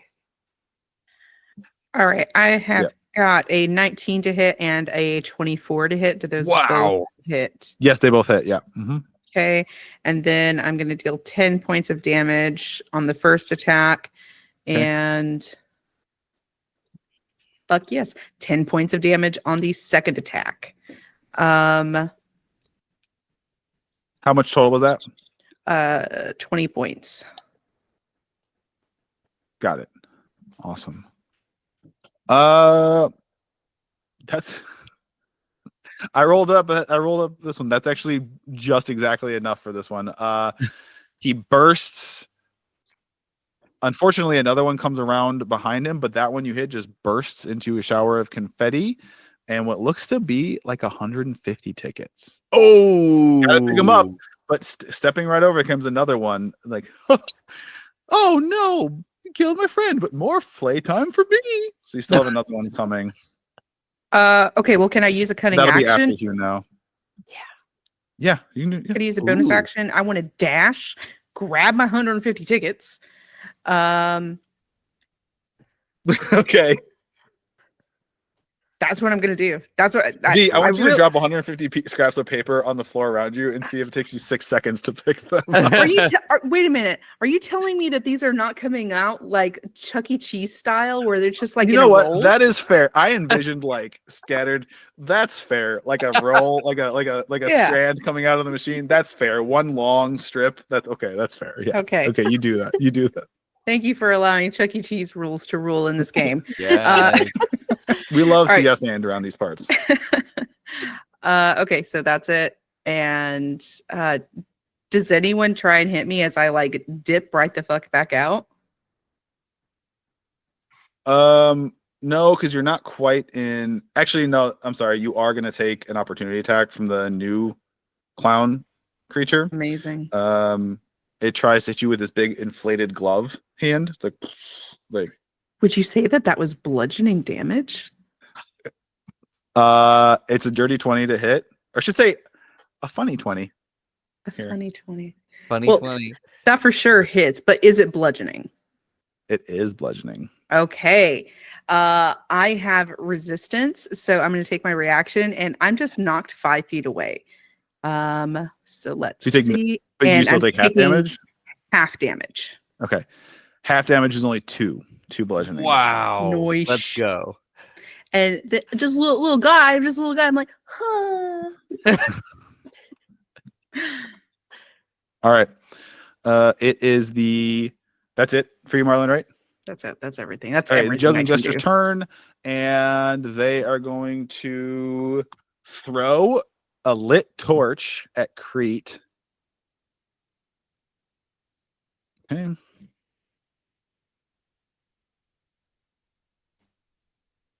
And that's an 18 to hit you. That hits. Okay. Ow. You take 2 bludgeoning damage and 4 fire damage. 6 Okay. total. It's going to somehow it just like disappears after it hits you and then Mhm. reappears in the air. And it's juggling. That's 3 of these juggling, baby. things. And it throws again. That's a 15 to hit you. Mm-mm. Nope, misses with the second and throws the third. And that is a 18. That'll hit. Okay. You're going to take out of the box. It doesn't count. You're going to take just 1 bludgeoning damage Ow. and 3 fire damage. So Hey. 4 total. Great. All right. It is your turn, Crete. Great. I'm going to use one action to equip my shield as that all has occurred.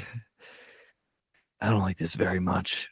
And I don't care for you very much. As I whisper my holy word and point in the direction of this creature. The jester. Yep. Okay. That's 17 to hit. Hits. And that's going to be 10 points of damage, radiant. Awesome. You said radiant 2. Okay, so he's going to take. It hurts them bad. They're not down, but they look grievously wounded. Beautiful. And then I'll use some movement just to make sure I'm within, to the best of my ability, 5 feet of everybody in case Okay. anyone else gets hit. Maybe there might be a feat or something that can help us. Awesome. What's the ticket count looking like? Also, it's going to be your turn, Lynn, a little bit. Let's see. So we've got 2. Oh, wait. Would you just pick up another 100 tickets now? No, it's not Not down. It's not down yet. Okay. So 250, 60, 70, 80, Lackeys are 90. 150. I'll say jesters are worth 100. Lackeys are 150. Yeah. We're at 290. Okay. Hell yeah. Yeah. You would know price to get out is 1,000 tickets ahead. What? Mm. Okay. He's not going to share that right now. Yeah. Okay. We don't know. We don't know. Yeah, I'm feeling good Yeah. about our odds currently. In Then. Hugh's mind, Yeah. like, oh no, that'd be demoralizing for them if I told them just how much it was. Let's keep going. You know, Yeah.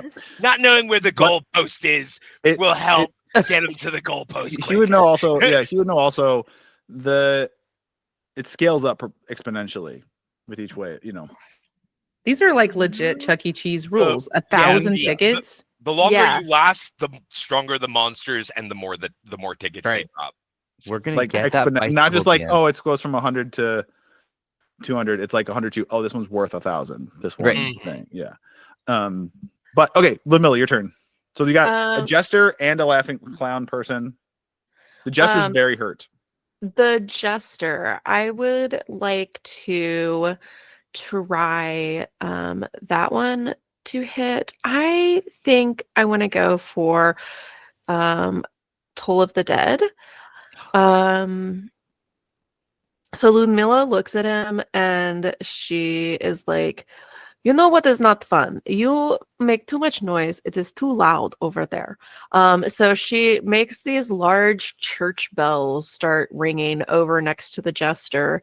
And he needs to make a wisdom save 15. Okay. Would you believe it's not a great stat for him? 6. Yes. Okay. So because he's already been hurt, he takes a D12 instead of a D10. Fun. Okay. We get to roll the D12. Here we go. That's 2d12s. Yes. Yeah. Because we're all level 5. Oh my god! I rolled an 11 and a 4. 15 damage. What's it look like? I don't know. How does this kill? Make him explode I and think 100 it's- tickets fly out. It's like in the cartoons, whenever the character is inside the bell and it like the bell, like the inside part rings and it like hits them and they shake so much that it just shakes and then it explodes. And the tickets. Nice. Add another 100 tickets. Hugh. All right, what are the remaining? There's a laughing lackey right in front of you all coming towards you. You hear another one coming around the corner. The jesters don't really make noise; they just juggle and smile. But sometimes you can see there's ones with torches and ones with swords that are juggling, and you can kind of see the torches, because they're more noticeable off in the distance, so you can see the torches flying through the air. But immediately there's a laughing lackey bearing down on you. Gotcha. So he's going to look at the Laffy Lackey.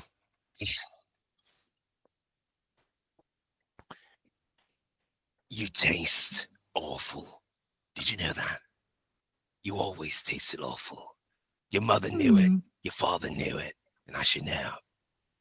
They tasted awful, all of them. As he vicious mockeries the Laffy Lackey. That is a wisdom saving throw for the Laffy Lackey. Okay. I love making all of these like creatures. I don't know that they're actually creatures, but in my head, none of these things seem like they're alive, and we're like wisdom saves for everything. Yeah, no, like the Laffy Lackey just as like a thing because they are my creation. They don't look like they should be a person. Like they are, they are a creature more than like they don't. It has a have plus personality. 0 to its save, but it did roll a 19 on the die.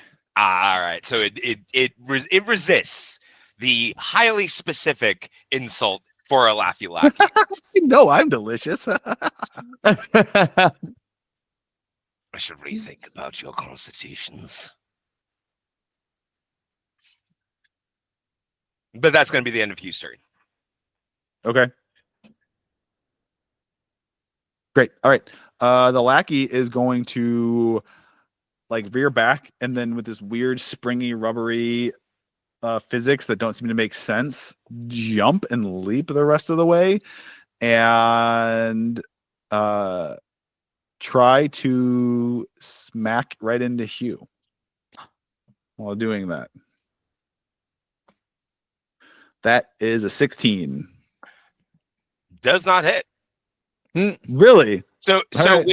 with a nimbleness that is like, again, uncanny for an old geezer like this who's so hunched forward he might as well be an upside down L. He just bends away. The lackey like bounces off the ground and kind of tumbles away. That's actually going to be its action, its turn. Let me check one thing. Unfortunately for you, some balloons start kind of like descending upon you. They're still about 10 feet away, but they're kind of start trickling in. Balloon slimes. All right. Okay. It is back to the top, Marlin. You have this lackey who's prone on the ground right now. I would muted. love Oh, yeah. to just put my short bow right into his whatever. I have no good words. I'm gonna shoot that fucker in the face. 16 to hit. Yes. That's 9 damage. Awesome. Anything else? Is he dead? Is he alive? Still up. It's still All right, alive. great. Yeah. I will throw a dagger at that as well. It's your advantage because he's prone. So. Oh, wonderful. This is great news. Oh, perfect. A critical success for me. So that's going to be 8, 19, 20 damage. Is that right? Are we doubling? No, we don't double. We don't double. Double the First- die. wait. And then, yeah. The die. Max damage on the first one, and then roll. Oh, the that's what I second die? said. That's what You said it was perfect at this level. Okay. I said it was So- right around this level that I realized it was going to be a little much. It was going to be a problem. Right around 5. It was great for 1 through like 3, 1 through 4. So, all right. So it's going to be 14 damage. sure, it explodes. Another 150 tickets pop out. Yes. So you've got a good amount of tickets. You are at sort of kind of middle of the smile part of the crescent smile, the happy face. Around if you're looking down at the map, the right side, you hear laughing as 3 more Laffy Lackeys are kind of bouncing through there, and then there's a juggler behind them. You can go after them. You can go around the other way. You can go see what else is going on. Hugh did mention there are tents where you can use some of the tickets to buy gear. Yes. Could I use locate object, the spell, to locate the direction that has the highest ticket creature? Like if there's one that we don't know yet, could I use the spell to locate where that creature is? Yes. I'll The let you tickets do are that. in them.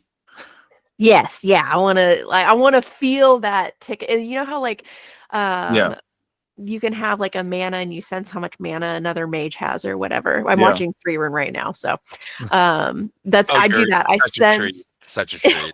It's so good. I've cried so much already.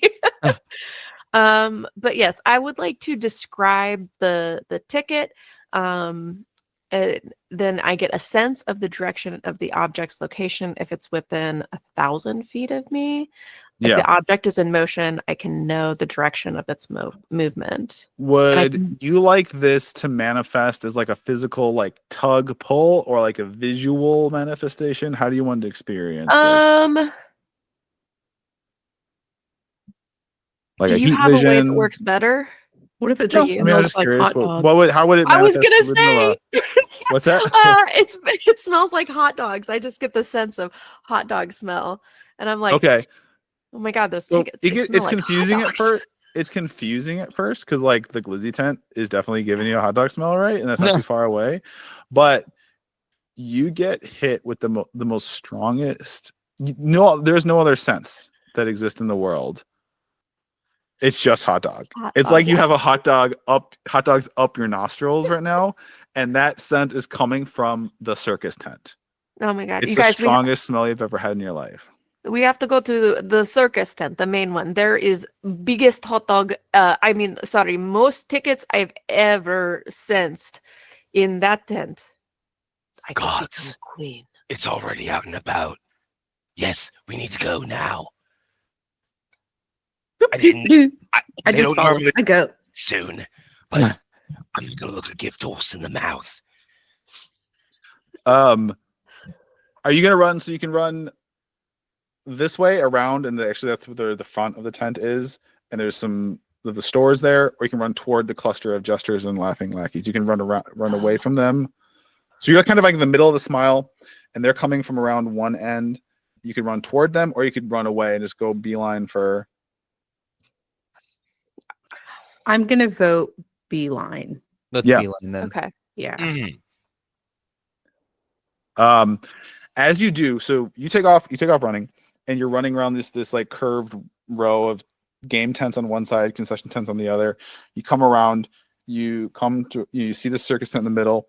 I will tell you, if you want to, I would say, Crete, you definitely notice this because you have an eye for martial things. Mhm. You look and see. So you kind of come around the edge of the mouth, and like the cluster of tents that would be like the eyes and the smile. You see a bunch of. It was not there before because you walked past this when you went to like the Griffin area earlier. Mhm. You see a smiling clown-faced like attendant there, and you see on the wall behind them, you see hanging there a Holy Avenger sword.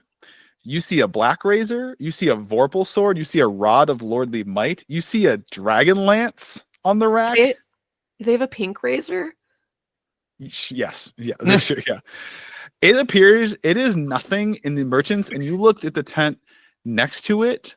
The tent next to it is like a potions tent, and I don't know who would be the most. Hugh would see recognize the size and shape of the vials and the colors of all of these items that are for sale are what you would call, I don't know, legendary or artifacts level Ooh. things that are some of you might have heard of and don't even think were real. Like it doesn't even make sense because like some of these weapons are like there's only one of those. Mhm. Why is it here?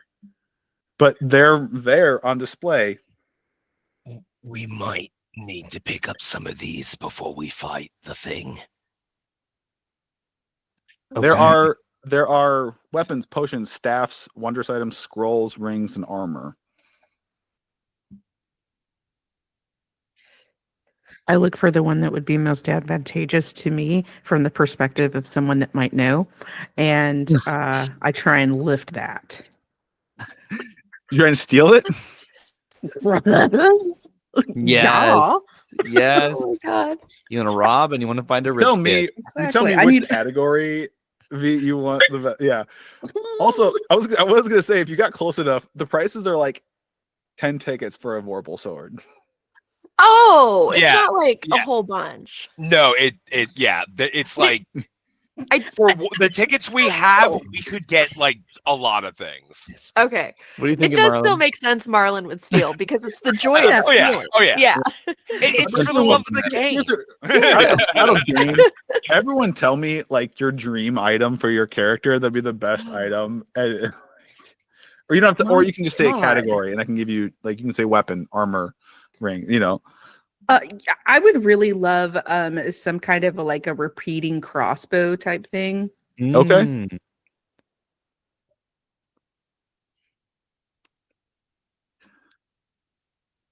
I mean, that Holy Avenger, I think, is got my name on it. Okay. Go ahead and equip a Holy Avenger. If you I can tell you it, or you can if you got Holy smokes, this is cool. Okay. Let me jump into my inventory real quick. This is rad as hell. Veronica, go ahead and quick like the whatever the most powerful crossbow you can find. Okay. in, like, beyond if you want.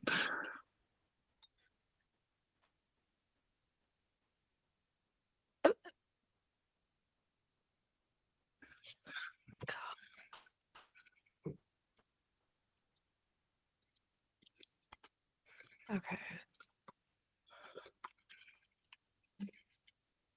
Oh, that's This is great. Okay. Oh my God, there's one called 9 Live Stealer Light Crossbow. I must have this. Oh, that's great. So cute. Take it, equip it just for 10 tickets for whatever, per item or whatever, just subtract from your total. In the shout out to the chat says I'd like to spend 15 tickets on a deck of many things. I'm like, if you don't think Hugh and I had a conversation about just that, whether to include one or not. Do you have a scroll of wish? 10 Okay, tickets. that was the one thing I was like, you asked for that, and the clerk, she's like, I'm so sorry, we're out. We had Who 3. came to We get got it? spot. Who came to get it? I'm gonna fight him. Sorry, that Oh, was they Nika. That was absolutely not used it Lulu. to get out of here. They absolutely used it to leave immediately. Yeah. Oh, I It's our- wasn't even it's- going to use it for that. They were much smarter than me. I was just going to use it to get big Oh, hot dog. Yeah, we kind of cap it at like 3 because we don't. Otherwise, it's our run on it. People. Yeah. Sure. Yeah, I understand. Big time. She did not understand. All right. While you're all doing that, you hear this sweetbreads flying around, and he goes, "It is time for the next round. Hope you all, those small few of you still left standing. Here comes the circus." And this flutter of black wings flies as these acrobats come out of the circus, human-sized people with Yes. and they start grabbing people, picking them up, flying them very high, and just dropping them, kind of like the griffin, but they're not catching them. There is a you can see that, and they're fluttering around and they're swooping, and occasionally one might try and swoop at you all. Good. There is this growl as what looks like this construct. I don't. You can't. It's hard to tell if it's a construct or if it's living material. This behemoth creature with the cannon on its back, like it had been ripped out of the ground. It looks bursts through the looks like a tent. giant gorilla, Yeah. fully plated in armor. Yeah, chat. I regret nothing. Acrobats. Mhm. Yeah, I'm Yep. pleased with That's myself. great. And the cannon, this behemoth, kind of points it, and it sees a bunch of people that are fleeing. It looks like they have a bunch of tickets in their hands, and they're fleeing for the north gate. And it growls and it fires this cannon, this massive blast, and there's nothing left of those patrons that almost made it. Oh my For the gate. God. And Just then a blood finally, I'm imagining just like a blood mist where they were standing or running. yes, yeah, pink mist. Yeah. Ugh. And then finally, behind the cannonback giant, one last figure emerges. Looks like a lion up on its hind legs. Except a couple things are very noticeable about it. Mhm. Its mouth hangs open. The teeth look longer and sharper than a lion's should be. It has dozens of small bone fragments woven into the hair of its voluminous mane. And half the skin on the right side of the face is exposed bone. In the center of the empty eye socket is a blue-white flame burning bright. And draped around its shoulders like a glittering silver and gold shawl is the boneless body of the lion tamer. The lion lich has entered the game. Oh my God. I hope you all have your new toys. I thought you weren't going to be done until next week. He says, looking at the lion lich. Oh, It just kind of snarls at you like a. Well, yep, we gotta kill those. And the lich seems to fixate on Hugh and you all. Go ahead and fight. All right. We're gonna keep, just for time's sake, I'm just gonna roll and see if the lich fits in. He's gonna squeeze right in the middle of you all. Just up top, we're gonna do this. I'm saying it loud because also I won't forget then. Mm-hmm. It's you all versus the lion lich in fixed combat, but at the top of each round, I'm doing what I call an environmental effect where yeah. either an acrobat or the Cannaback giant is going to take a swipe at your party. Mm-hmm. But Or for the nothing. sake of simplicity, we're just fighting the Lion Lich. Yeah, think about this. The Lion Lich is a fixture in the initiative, just Mhm. for efficiency's sake here. Is a fixture in your initiative at the top. I'm going to basically be rolling and be like, does an acrobat take a swoop and try to snatch one of you off the ground? Does the Cannaback giant decide to unleash a just devastating blast in your direction? Perfect. All right. So that's going to be Marlon at the top of the round. All right, I'm going to roll a deception. Okay. I would like to. Fuck yes. Okay, so sorry, I cleared my roll. So that is a 25 on deception. What I would like to do is just kind of tump over a little bit so I look like a stuffed animal. Do not look like myself, and I'm going to take my new 9 Lives crossbow, get myself in a nice position on the ground, and skip my action and just steady aim so I have advantage on my next roll. Yes. Okay. Great. Preet. I'm gonna holy word the lich really quick. All right. Oh yes, that's 24 to hit. Hits. That is going to be 5 points of damage, and then I believe the speed is reduced. But this is are liches considered undead? Yes. Speed is reduced by 10 feet, and it cannot take reactions until the end of its next turn. Oof. And Hachimachi. then- All right. That's my first action, and then I'm going to come in with my Holy Avenger Greatsword. There you go. That's going to be 18 to hit. Just hits on this. Oh my creature. god. Okay. So it's gonna be here we go. That's 8, and then I'm gonna do 2d10, which is wild. You shouldn't have given us all these toys. That's gonna be a total of 20 points of damage for my Holy Avenger Okay. Greatsword. Is any of that radiant? Let me double check just before saying that. Yeah, when you hit a fiend or undead. The All right. the 12 points of damage is radiant. Okay, so that 12 turns to 24. There it Yes. is. There it is. There you go. Be gone, beast, because I am starting to have a lot of fun. I'm so glad for Creek. All right. Well, do you have anything else? That's it. Okay. So you're up in melee range of the lion. Yes, I Okay. for sure am. Yeah. And I didn't really say, but it's roughly about 20 feet away from the rest of you. So Lion Lich, then Crete, and then 15 feet behind Crete would be everyone else, I assume, in a cluster by the one booth. Okay. Doesn't matter. Okay. It's going to point its clawed paw at you, and a crackle of lightning comes out. God. Ton of armor. And yeah, go ahead and roll a dexterity save, please. Oh, no problem. Not even worried about that. Great. 5. Okay. Actually, I need all of you to yeah, I need all of you to make a dexterity save as it goes through Crete and then leaps to each one of you. Oh my. Oh no. I got a 9. I fail. Nat 20 for a total of 21.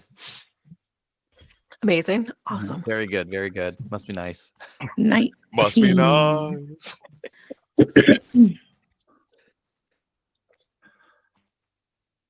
Okay.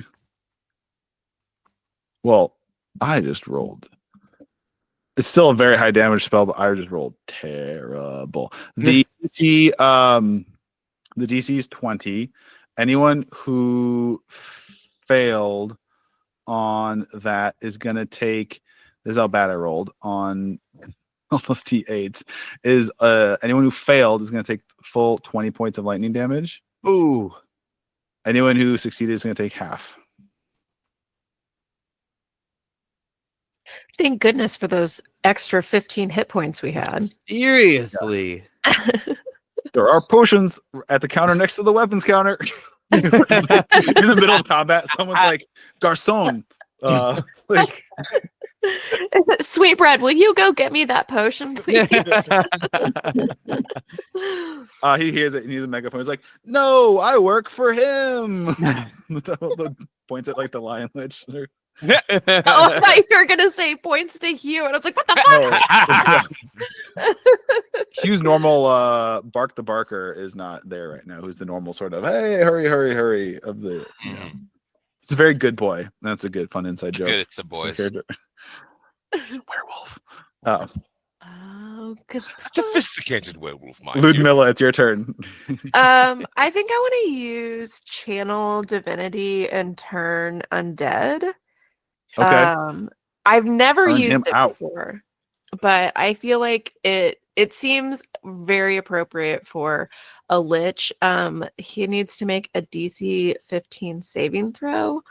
I don't think he can be, but if he does fail, he would be frightened and incapacitated for 1 minute, and he would try to move as far away from me as possible. The effect ends early if the creature takes damage, or if I am incapacitated or die. Okay. So what am I rolling? What save? Sorry. Wisdom, DC wisdom, or sorry, DC 15 wisdom saving throw. Okay. Unfortunately, I got a 17. That's fine. That's fine. I guess he is not, but interesting. I'm confused because I can use Channel Divinity Seer Undead that gives me 4d8, but I assume it says you use it whenever you use Turn Undead. So you have to have Turn Undead, but then I don't know. It's not something to figure out for a one shot, I guess. I'll figure that out. I later. mean, whatever. I'm gonna lean to you all, and so as far as like lean into whatever you want for the, want this to be. Go ahead and roll. Or I'm gonna. As a you roll again. Get all those hot dogs in you. You're just feeling really bold and. Yeah. And I feel like that should instill disadvantage in the lich because how much meat you've consumed, and he's an animal made of meat. I so am I kind of rolled again, and nitrates. I rolled again, and that's a 12. Yes, awesome. He's he's incapacitated for the next minute. Ooh. And he's frightened. He is vulnerable to nitrates. Yeah. And sodium. And you're so much sodium. I'm preserved. No. Ludmilla will live forever. I think that's my turn. So okay. So what is that now? Does he have to like leave or try and pull back, or he just tries to move? I guess he would use he's incapacitated per the condition. It tries to move as far away from you as it can on its turns. Okay. That's all it said. Until he takes damage. On his turn. Okay. Yeah. Okay.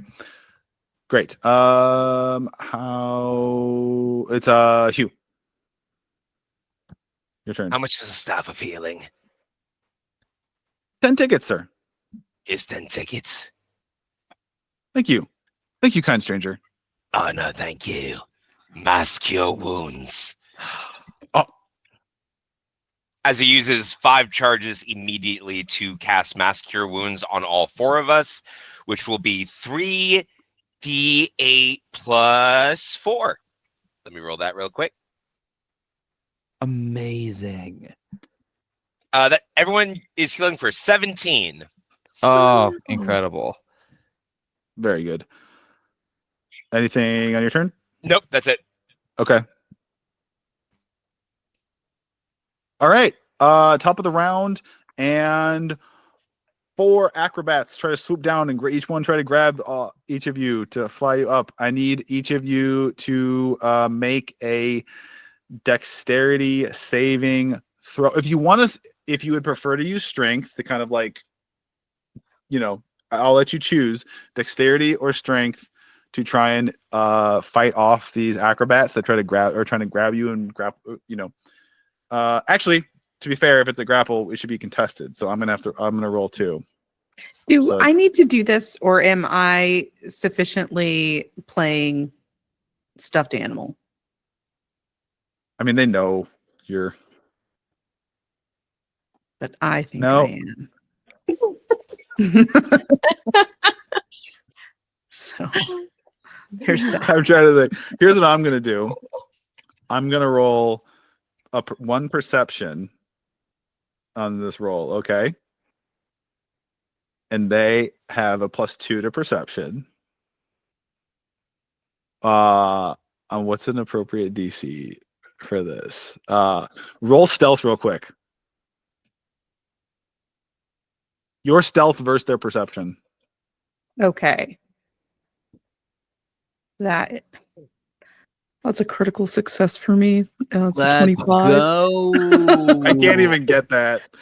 Okay, so 3 acrobats swoop down. And I'm just like, ugh. All right, so this is going to be the one, Hugh, against you. They are going to roll. It's going to be a contested grapple. I'll let you use dex or strength, your call. So I rolled. Okay. For Dex. Okay. I got a nat 1. I got a 2. So I have a total of a 2. I do have a with total nat of a 1, 4. I have it becomes a 2. I do have a total of a 4. Okay. Okay, you have a total of a 4. Okay, yeah, Okay. yeah, no, still beats me. But The it's world's- that one. Do it's with like- that what you will. It's like you have the weakest acrobat, and it's like flying down, and it's like very like just. It's the most Oh, thank goodness you're an old decrepit man. uncool. It's like the most uncool, awkward-looking grapple ever. Just like, and Hugh gets pulled up off the ground. So Hugh is now being pulled upward by this acrobat. Ludmilla, I'm gonna roll the grapple. So it's you and Crete also have ones coming down trying to grab you. Okay. You get to roll strength or dex, whichever one you think is better for you, against their dex. I got a 14. 13 plus 1. You either dodge out of the way or kind of bat it away. It's unable to get you. You do see Hugh being pulled up. Crete, same for you. I'm rolling like garbage. That's a 16. I got 19. Good. Crete, you're also able to kind of, you're locked up with the lich, and this thing swoops down and just like, get out of here. Go. As you do that, you stab it. Go ahead and roll me damage as if you did both of you, as if you did a successful weapon attack against them. Oh, hell yes. Oh. good job, Oh, you guys. Okay. It says no one. Oh, shit. I rolled a 1. Okay. 1. And that's 11. And then because I'm using the Holy Avenger Greatsword, Yeah. that's on top of that. So that's going to be 26. Okay. So when you bat yours away, Crete, and it bursts above you, and that's how you stop it from grabbing you, and rains 400 tickets down. on Oh top my of you. gosh. Or a roll of solid of 1 ticket. Okay. That could These knock are someone dramatic. out if it hit one of us in the head. Yeah. That's a more, yeah. 400 tickets. All right. Marlon, your turn. Okay, I pre-rolled to save time.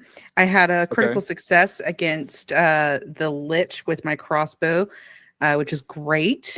And so I am doing 22 damage because this creature is undead. The magical effects of my weapon don't matter. So there you go. Okay.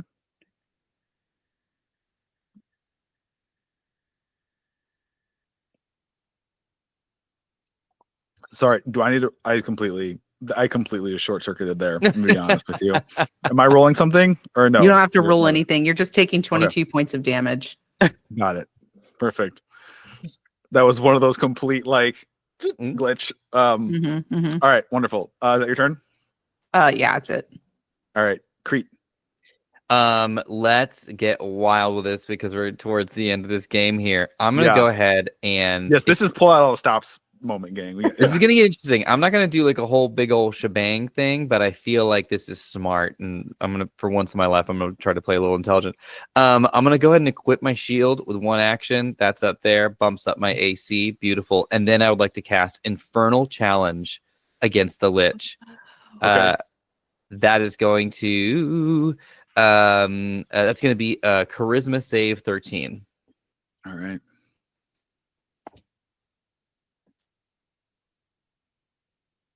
The 12. So just to give the full sort of mechanics of why I'm going for this, we got Electric Shock. That was very scary. This is going to give me a +2 bonus to my AC, and now we are locked in attack. I'm just going to say above table. Feel free to do whatever you all want to the Lich folks. I just wanted to direct any attack to me and just be like, I'm the paladin. This is fun. Like I wipe like a little bit of blood from that Electric Shock from before, and I'm just like, let's goddamn go. And that's my move. Awesome. All right. It is Lich. So with the turn undead, I have to try and like leave. Yeah, I guess you just use the. I would assume you use the movement available to Okay. move, and then whatever Okay. incapacitated is also. I believe Or- it's frightened, so disadvantage on rolls while it can still see the source of its fear. Okay. Okay. So first it's going to do is turn and start running back into the tent, the big opening of the circus tent. Crete, you get an opportunity attack. Opportunity weapon attack as it leaves your range of melee. We love that. And also, if they must succeed on a Christmas saving throw, or their speed becomes 0 until the next turn.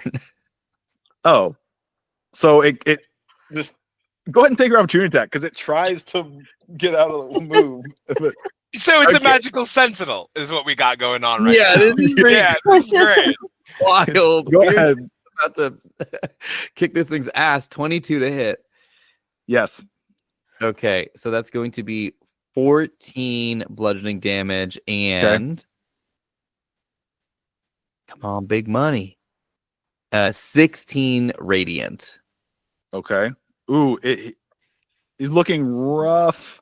And it's gonna kind of. All right, it's gonna try to attack you, Crete, but it still sees Ludmilla, so it's gonna be a disadvantage on this attack. It has disadvantage on every possible attack. This is great. Yeah, it's Love gonna do it. what's called a tweak on a classic Lich paralyzing swipe with its paw. Okay, Mhm. and try to get you, but it has disadvantage. So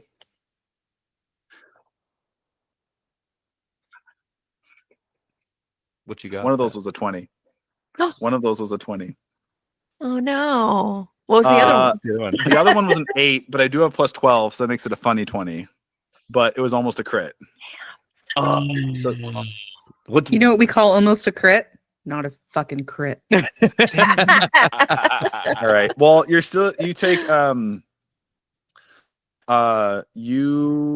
take Crete still hits though, so Mhm. normal. You are gonna take 15 slashing damage and 4 cold damage. Okay, so 19 total. Wow. Make a con save. Okay. Ooh, that's trash. 9. Unfortunately, now you're paralyzed until the start of the Lich's next turn of the Lion Lich's next turn. I will say it's looking very, very rough. Okay. Gang. Hint, hint, wink, wink. And it is going to be also Hugh. We're going to resolve on your turn what happened because you're being dragged up into the sky. Little airplane. Ludmilla, it is your turn. Okay, question. Since it is a lich, would I don't know if this is still a thing or if this is an older edition thing. Can I use healing on it to hurt it? I'll allow it. We get 9 Okay, Hell minutes. yeah. sweet. Yeah. I'm to answer the question, But wait, not anymore. whenever when I'm yeah, running an actual play, right. when I'm running an actual play and we're getting closer to our end time, the likelihood of me saying yes just goes up like it just skyrockets. I'm like, yeah. I would like to blast through one of my 2 third level spells and do cure wounds on him for 6d8 plus 9. Oh my god. I touch him. I don't know what type of contested spell it would be. Like a DC or like a will save, maybe? Resist getting healed? I'll maybe a con? I don't know. Con save? Con makes the Against most you? sense, probably, right? I It's think so. healing. And we'll say it's half unsuccessful. Save? Sure. It's also 15. affecting his physical body because undead. So Mhm. yeah, I would agree. Yeah. That is going to be a 17 on the Okay, save. so we'll do half. Okay. Let's do, what is it? D8. Where's my D8s? My D8.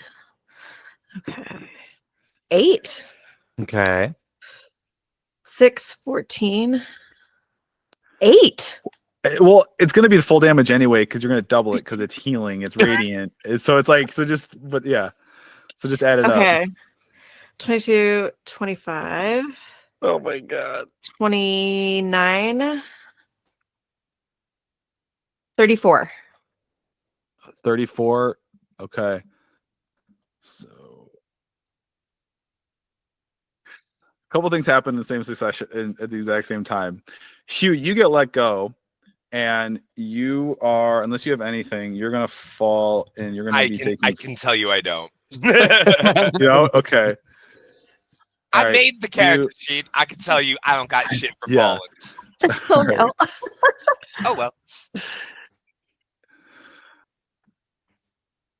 Okay, you take 21 bludgeoning damage as you hit the ground. Okay. I turn and give you a thumbs up, understanding that this is the ride. This is so fun. It's a thrill. And as you do that, the healing explodes the Lion Lich, and 4,000 tickets burst out of him. Now, there are more acrobats in the sky. The Canneback Giant looks like it's lining up a shot at you all. Mm-hmm. The night's not over, so you might want to take you hear it laughing as a horde of laughing lackeys and jesters seem to be, moving in on your location. Mm-hmm. Hugh's on the ground, so you still have a few HP left. There's 4,000 tickets on the ground. He was fine. Like, okay. He is at 7 plus 15 for his current hit points right now. So he was actually going to get up, look around, see the situation. Where do they need to run to? The closest gate is the western gate. Mm-hmm. That's about 60 to 90 feet away, straight shot. So like you have tent facing out, you're in this little clearing area between like clusters of tents, like weapons tents, concession tents, and back here is exit. If you book it, you can maybe get there. You all need to get out of here now. No. Shit. Because like he sees that there are a lot more monsters now. Like it's like a horde in all directions. Yeah. You there are three. 4,000 tickets on the ground. You three. Grab those tickets. We pick them up. You're going to live. You understand me? You're going to live.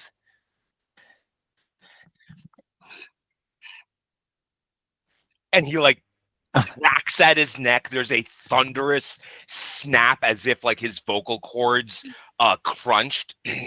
Oh my god. Oh fuck, that was an annoying voice. And his back starts to like unhunch itself. And he is now standing at like a crisp 6 feet tall. I don't have as much to lose as you do, but you're not going to make it alive unless I do something. Get to the West Gate. Make a fun story for me, won't you? As he then casts enhanceability on himself, choosing charisma. And he starts walking in the direction of the cannon-back giant, holding out his hands to both sides, like as if embracing. You fuckers can't! As his voice booms across the carnival to give advantage on a charisma check to draw everything's attention to him. Up I to you. pick up the tickets and run. I run. Yeah. Tickets, run. We're out. We're out. So Goodbye, Hugh. Oh, I don't know why I was British. See you later. I'll see you in a year. These three as you- concessions are very good. you have whatever you already collected. You have 4,000 tickets. As you're booking for the exit, and Hugh's apparently is choosing to stay behind. Crete and Ludmilla and V, I will say, you see a very scared little boy wearing like the most expensive looking clothes you've ever seen in your life by an exit, crying. A little lad. And you see Little two boy. really, really rich looking parents on the outside of the gate, like pounding on the force field. Like they look so rich. Their carriage behind them looks like it's made of actual gold. Oh my god. We gotta go. We gotta get this kid. Because the kid, Can I pick you up? Yeah, okay. Do you have tickets? They said I need tickets. I don't know how to get tickets. And just we'll keeping the sprint going. Okay. As you go, you can use your extra 1,000 tickets to buy the boys' passage out. Mhm. You go up. The attendant with the red eye, pupil eye, she smiles. You see two banks. Like, you sure you don't want to trade blood for tickets? Oh, you have enough. She looks disappointed. She has two little I don't fangs know. in her canines. I could maybe do the blood though too. Oh, she looks a little bit. She's like, oh, should Do you want to exchange standing stones? maybe? And there's like this horde is coming, converging on you. It's like, yeah, kind of. Is that okay? Is that weird? No, not at all. like- I'm from the convent up the street. Oh, it's like kind of okay. That's like risque for me. I feel like okay, well, okay, yeah, you should go. Yeah, but they're going.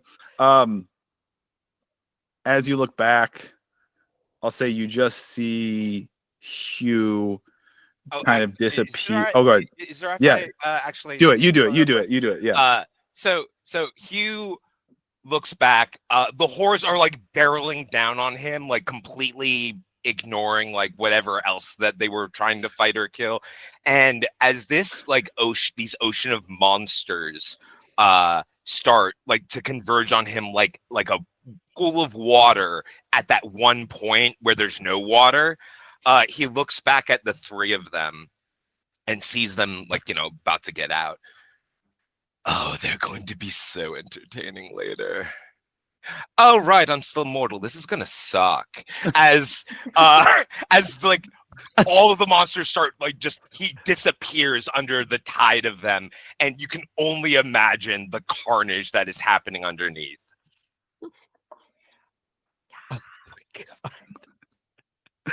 As you all get out just in time, okay, I'm gonna say as a denouement, you all get out. You're wounded, you're hurt, you survived, you go home. In the morning, the carnival is gone.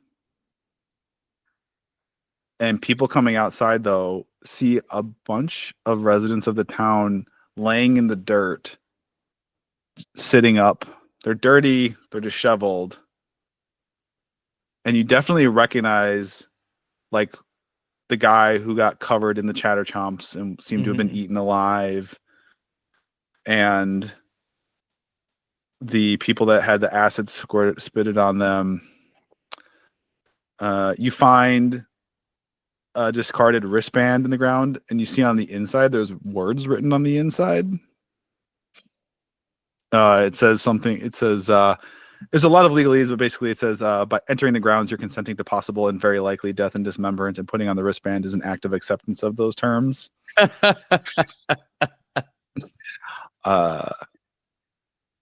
And then that was the time the carnival came to Luthorn. Wow, that was Amazing. That was good. so fun. Yay! Thank you so much. That was awesome. Incredible. Marlon, did you get to the house? Oh yeah. Oh yeah, Marlon is now within Yes. one of the richest families in town. Yeah. And they suddenly start missing things all the time. Oh my It's so God. crazy. That's so wild. Yeah. Oh, this I love Oliver it. and Company inspiration. Yes. Oh. Hit so hard. How Well, thank cool. you all so very much. Thank you so much to players. Thank you, for spending your time here with us today. I really appreciate that. Seriously, thank you all so much. You're also very talented. It's my honor and joy to play D&D with you. Thank you for Thank having us. you. Yeah. Thank No, you. Mhm. Thank you everyone in the chat who hung out with us this afternoon or morning, depending on where you're at. And I really, really appreciate you. I just clicked the link. It looks like it's right there, just under $11,000 Oh my raised for the Trevor God. Project in the last 24 Yeah. hours. So that's awesome. We need this more than ever. Oh, look, I don't know if can they see Michael, John? They can Or no? maybe. Michael We DeMar. can't hear him. Oh, Oh, there's too many people. Michael's muted automatically. oh. Gross. So I can stop talking and hand it over to you, Michael. We have behind the scenes. Michael DeMaro has joined us, Godfather of Geekly himself, America's DM. But no, I'm so happy to be a part of this community. I love you all so much. I do believe, Michael, give me thumbs up, thumbs down. The link to donate will stay up for a while. People can still add on to that. Yep, I think thumbs it's up. all Yeah, year. you can. So yeah. So if anyone missed this or your friends that missed this or you know this, the link is still going to be active for the whole year. So again, now more than ever, our friends, our allies, our friends, our family, who are more at risk than ever need our help and support and love. So thank you. John, do you want to say anything, friend?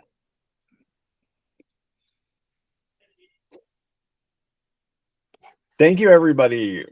First of all, while John is unmuting, thanks everybody here who So finished I'm up. muted in 3 different places, just to make sure. Thank you to this crew right here. Amazing. Thank you for finishing up so strong. Excellent. Good. So much Excellent fun. content that we love. Yeah, John, you did it again, buddy. Every year Yeah, I'm like, this is not gonna. There's no way. Yeah, 10K? every year we think, We're we're never gonna make it, but We're gonna get 10K in a single day. well, And here we are. We very nearly reached 11K, $10,934. So And Ooh. 69 cents. Well, let me just hold on a second. incredible. Let's hit 11,000. I got this. Let's hit 11. Yeah, Let's do it. we got that. Yeah, Yeah. why not? I mean, it's just gonna bother me. That way But, we've got a nice round number. Yeah. Any fun stories from this year, John? For those who didn't watch the It was whole a thing. very chicken-themed stream this year. Nice. Thank you very much, Pat. Okay. Now $11,034.69. I mean, it's not very round. You might need to round that up to 12,000. That was Just round it up. that to was gonna 20. bother me. That was gonna Yeah. bother me. Money well spent. I needed to break that. Yeah. Yeah, very weird chicken-themed stream this year. There were chickens in the Gap game. There were chickens in the Dungeons and Dragons game. There were chickens in this game.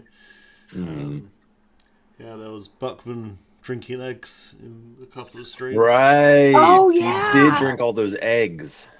Wait, No I one's could heard do that from for him content? today. I just do that in my normal life. Yeah. See, he was like researching it like Well, he midstream was 'cause drinking eggs mixed with Malort, so he was sure he was going to get some sort of disease and die from drinking an egg. And I was like, I've seen Rocky. No, if they're pasteurized, you're fine. Yeah, I, but we I all used to do that see- all the time, man. Just Sunny D and raw eggs. That's But it. All you have make to do is more pick put up an down. egg and go. You gotta go, Omar. "Oh, All right, fine. and then No, place it across. sorry. I was gonna say Malort alone. Yeah. Well, he Are those said the finest? Malort was the bad part. That was Oh, yeah. the egg was fine. It was the Malort that was the problem.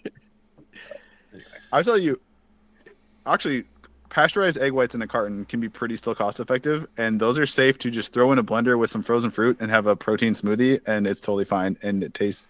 You can't. You can't. It just tastes like the fruit. Stop Get some trying banana and some to frozen- body hack and Rather you influence can- us. Okay, God damn it. Nika, I don't want to hear judgment from Miss Medium Rare Pancakes over here. Yeah, okay, like That's fucking I don't fair. want to hear judgment from Wet Pancake Eater. Okay. Listen, I want my eggs raw inside my pancakes, not inside my fruit. Okay, one sub, one flex. That's for Wayward Shores. You got to join us on Thursdays for that.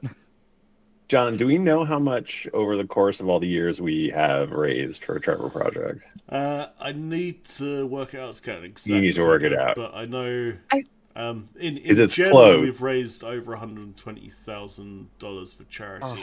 I think for just Trevor project Yep. alone, we've raised I think over 110,000. Mhm. Wow. Amazing. Yeah. Holy So, shit. yeah. Amazing. Heck yes. Yeah, maybe a bit more. But yeah, Well, I'll update all- that John- on my post. John- Because of you, John. John that does it. happened. I It's just- don't have Yeah. that much money. I That's cannot the business. express enough how much that this wouldn't have. It is 100% John driven. Yeah. Beginning to end, he organizes every the whole time and runs the stream. So thank you, John. But, I mean, literally it'll be nothing saving without lives. It'll be nothing Yeah. without the donations, which is on everybody in the chat and everybody Yes. throughout the whole day. Amazing job as always. Yes, of course. Um, I should probably thank the listeners. So yeah, thank you. Thank you to everyone, whether you've been on the stream providing entertainment or you've been just giving moral support in the chat. It's all welcome. Yep. So That's awesome. thank you to Y'all everybody. rock. I'm really annoyed that Google Meet for some reason is muting people. Why didn't it start doing that? Yeah. 'Cause I don't know. I've got like We won't be silenced. I pay for like the pro version, so it shouldn't be. Wow. So Yeah. I don't know. Anyway, yeah. Thank you, everybody. Yeah, as Pat mentions, the donation link will be active basically until we do a stream next year. So if at any point you got some spare money and you want to do something good with it, you can always donate it to the Trevor Project through the usual link. Yes. All right. Now it's time for John's long nap. Yes. Yeah. Yes. Yeah. Well, I had a few naps earlier when Michael Kacham was whispering into the mic during the Magic the Gathering stream. So that was just putting me to sleep. It was very soothing. Awesome. All right. Well, thank you, everybody. Thank you, everyone. Yeah. I'll see you Thank again you. next year.